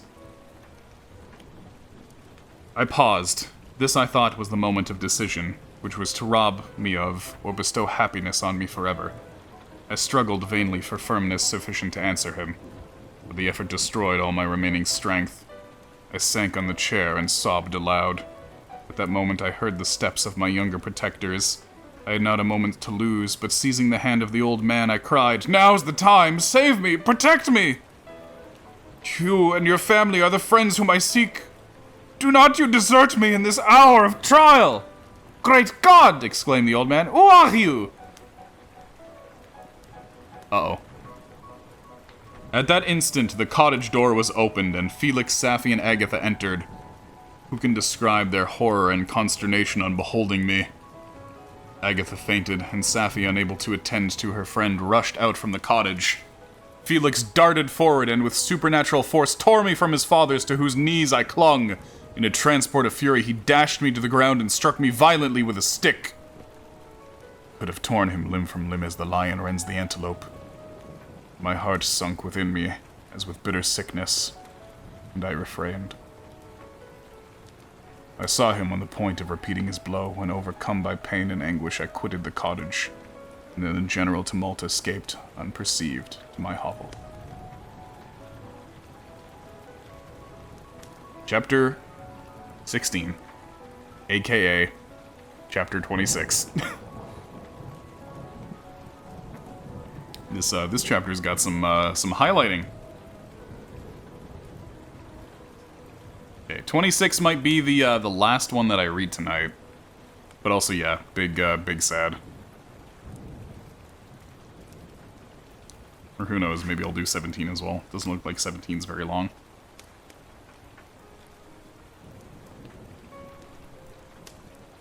Yeah, okay, I'll do 16 and 17 since 17's pretty short. Anyway.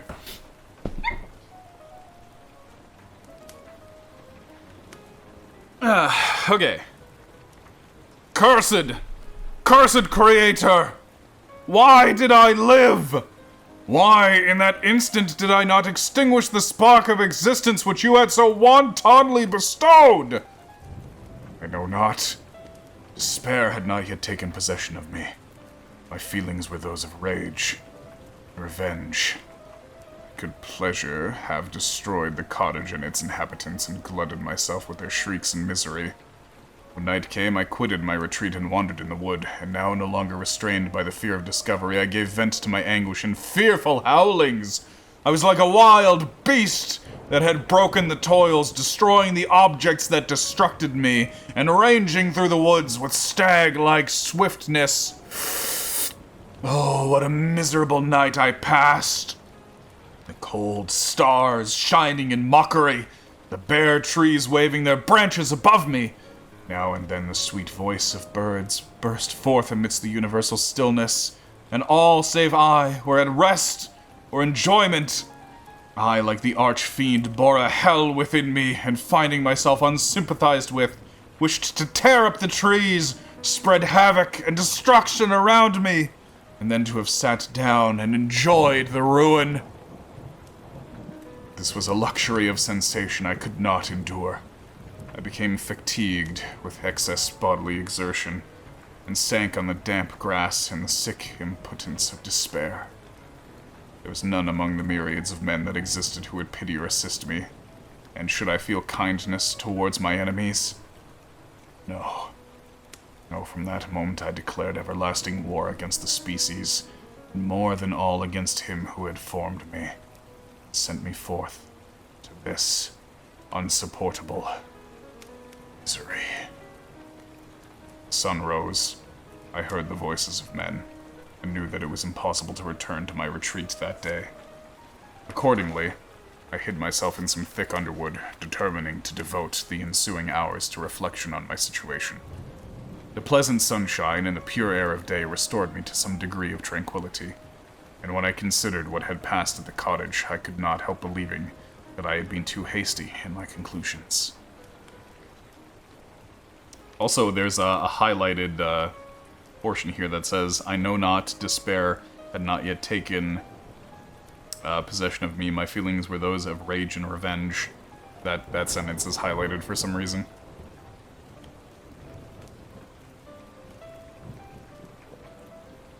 I had certainly acted imprudently.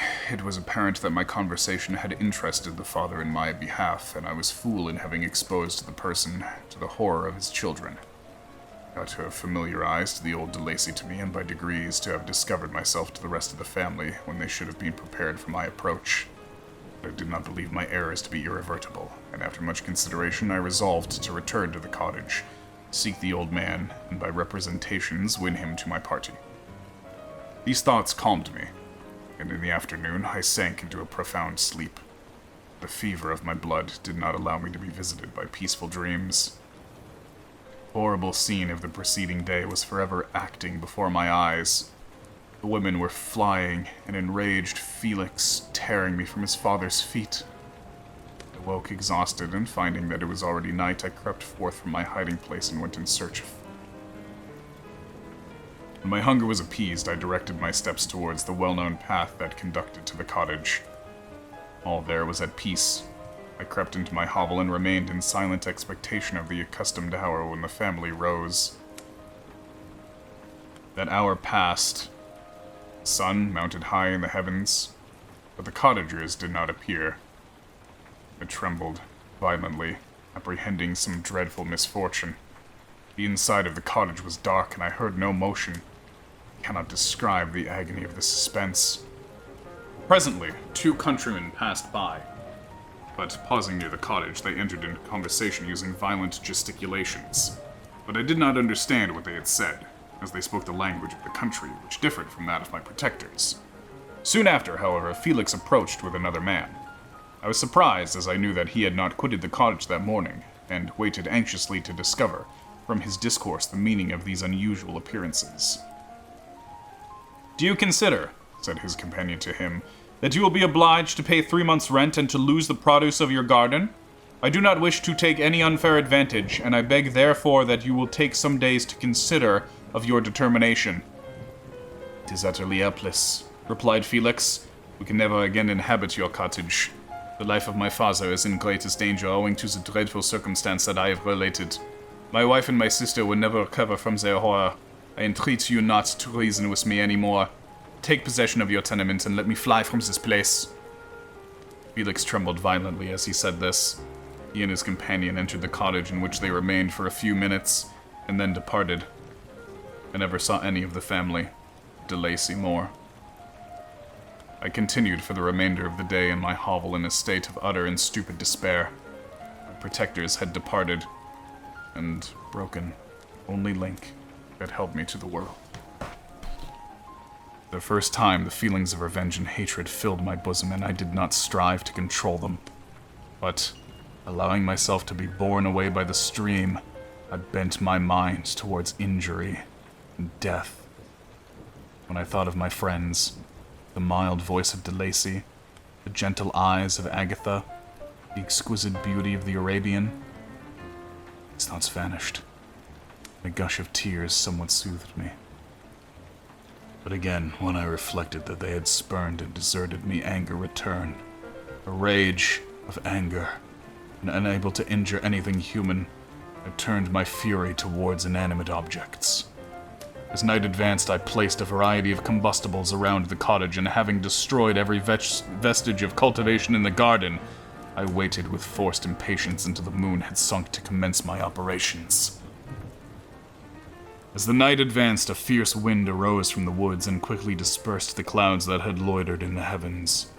The blast tore along like a mighty avalanche and produced a kind of insanity in my spirits that burst all bounds of reason and reflection. I lighted the dry branch of a tree and danced with fury around the devoted cottage, my eyes still fixed on the western horizon, the edge of which the moon nearly touched. A part of its orb was, at length, hid, and I waved my brand. It sank, and with a loud scream I fired the straw and heath and bushes which I had collected. The wind fanned the fire, and the cottage was quickly enveloped by the flames, which clung to it and licked it with their forked and destroying tongues.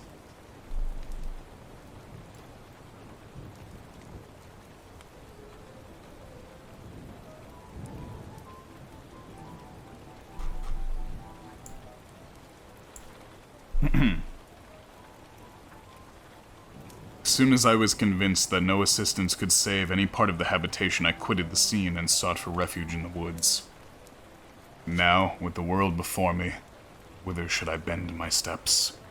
I resolved to fly far from the scene of my misfortunes, but to me, hated and despised, every country must be equally horrible. At length, the thought of you crossed my mind.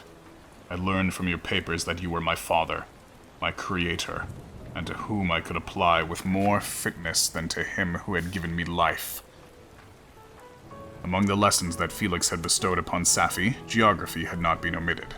I had learned from these the relative situations of the different countries of the earth. You had mentioned Geneva as the name of your native town, and towards this place I resolved to proceed. Also, I'm just gonna replay this because the piano right now is not as suitable as the nocturnes at the beginning were. Let's go back to those nocturnes.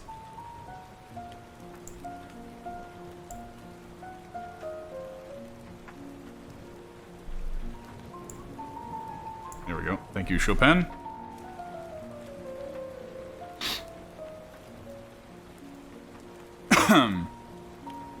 But how was I to direct myself? I knew that I must travel in a southwesterly direction to reach my destination, but the sun was my only guide. I did not know the names of the towns that I was to pass through, nor could I ask information from a single human being. But I did not despair. From you only I could hope for succor. Although towards you I felt no sentiment but that of hatred. This next sentence is highlighted. Unfeeling, heartless creator, you had endowed me with perceptions and passions, and then cast me abroad, an object for the scorn and horror of mankind. But on you only had I any claim for pity and redress, and from you I determined to seek that justice which I vainly attempted to gain from any other being that wore the human form. My travels were long, and the sufferings I endured intense. It was late in autumn when I quitted the district where I had so long resided. I traveled only at night, fearful of encountering the visage of a human being. Nature decayed around me, and the sun became heartless. Rain and snow poured around me. Mighty rivers were frozen. The surface of the earth was hard and chill and bare. I found no shelter. Oh, earth, how often did I imprecate curses on the cause of my being? The mildness of my nature had fled, and all within me was turned to gall and bitterness. The nearer I approached to your habitation, the more deeply did I feel the spirit of revenge enkindled in my heart. Snow fell and the waters were hardened, but I rested not. Few incidents now and then directed me, and I possessed a map of the country, but I often wandered wide from my path. The agony of my feelings allowed me no respite. No incident occurred from which my rage and misery could not extract its food. But a circumstance that happened when I arrived on the confines of Switzerland, and the sun had recovered its warmth, and the earth again began to look green, confirmed in a special manner bitterness and horror my feelings. I generally rested during the day and traveled only when I was secured by night from the view of man. One morning, however, finding that my path lay through a deep wood, I ventured to continue my journey after the sun had risen. Day, which was one of the first of spring, cheered even me by the loveliness of its sunshine and the balminess of the air. I felt emotions of gentleness and pleasure that had long appeared dead revive within me. Half surprised by the novelty of these sensations, I allowed myself to be borne away by them, and forgetting my solitude and deformity, dared to be happy. Soft tears again bedewed my cheeks. I even raised my humid eyes with thankfulness towards the blessed sun which bestowed such joy upon me. I continued to wind among the paths of the wood until I came to its boundary, which was skirted by a deep and rapid river, into which many of the trees bent their branches, now budding with the fresh spring.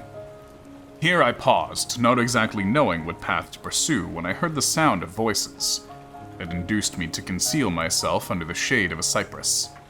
I was scarcely hid when a young girl came running towards the spot where I was concealed, laughing as if she ran from someone in sport. She continued her course along the precipitous sides of the river when suddenly I heard her foot slipped, and she fell into the rapid stream. I rushed from my hiding place, and with extreme labor from the force of the current saved her and dragged her to shore. She was senseless, and I endeavored by every means in my power to restore animation, when I was suddenly interrupted by the approach of a rustic, who was probably the person from whom she had playfully fled. On seeing me, he darted towards me, and tearing the girl from my arms, hastened towards the deeper parts of the wood. I followed speedily. I hardly knew why, but when the man saw me draw near, he aimed a gun, which he carried at my body, and fired. I sank to the ground, and my injurer, with increased swiftness, escaped into the wood. This was then the reward of my benevolence. I had saved a human being from destruction. As recompense, I now writhed under the miserable pain of a wound which shattered the flesh, the bone. Feelings of kindness and gentleness, which I had entertained but a few moments before, gave place to hellish rage and gnashing of teeth. Inflamed by pain, I vowed eternal hatred and vengeance to all mankind. But the agony of my wound overcame me. My pulses paused. I fainted. For some weeks, I led a miserable life in the woods, endeavoring to cure the wound which I had received. The ball had entered my shoulder, and I knew not whether it had remained there or passed through. At any rate, I had no means of extracting it. My sufferings were augmented, also, by the oppressive sense of the injustice and ingratitude of their infliction. My daily vows rose for revenge, deep, deadly revenge, such as would alone compensate for the outrages and anguish I had endured. After some weeks, my wound healed, and I continued my journey. The labors I endured were no longer to be alleviated by the bright sun or gentle breezes of spring. All joy was but a mockery, which insulted my desolate state, and made me feel more painfully that I was not made for the enjoyment of pleasure. But my toils now drew near a close, and in 2 months from this time I reached the environs of Geneva. It was evening when I arrived, and I retired to a hiding place among the fields that surround it, to meditate in what manner I should apply to you. I was oppressed by fatigue and hunger, and far too unhappy to enjoy the gentle breezes of evening, or the prospect of the sun setting behind the stupendous mountains of Jura. At this time, a bright sleep relieved me from pain of reflection, which was disturbed by the approach of a beautiful child who came running into the recess I had chosen with all the sportiveness of infancy. Suddenly, as I gazed on him, an idea seized me. This little creature was unprejudiced, and had lived too short a time to have been imbibed a horror of deformity. If therefore I could seize him, and educate him as my companion and friend, I should not be so desolate in this peopled earth. Urged by this impulse, I seized on the boy as he passed and drew him towards me. As soon as he beheld my form, he placed his hands before his eyes and uttered a shrill scream. I drew his hand forcibly from his face and said, "Child, what is the meaning of this? I do not intend to hurt you. Listen to me." He struggled violently. "Let me go," he cried. "Monster! Ugly wretch! You wish to eat me and tear me to pieces. You're an ogre. Let me go or I'll tell my papa. Boy, you will never see your father again. You must come with me. Hideous monster, let me go. My papa's a syndic. He's M. Frankenstein. He'll punish you. You dare not keep me. Frankenstein.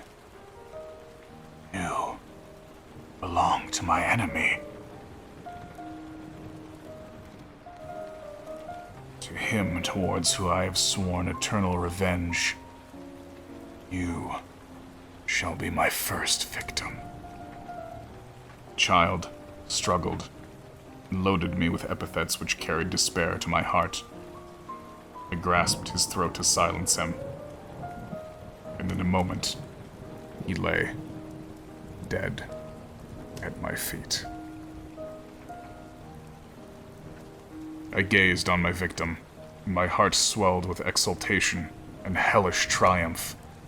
Clapping my hands, I exclaimed, I, too, can create desolation. My enemy is not invulnerable. This death will carry despair to him, and 1,000 other miseries shall torment and destroy him. As I fixed my eyes on the child, I saw something glittering on his breast. I took it. It was a portrait of a most lovely woman.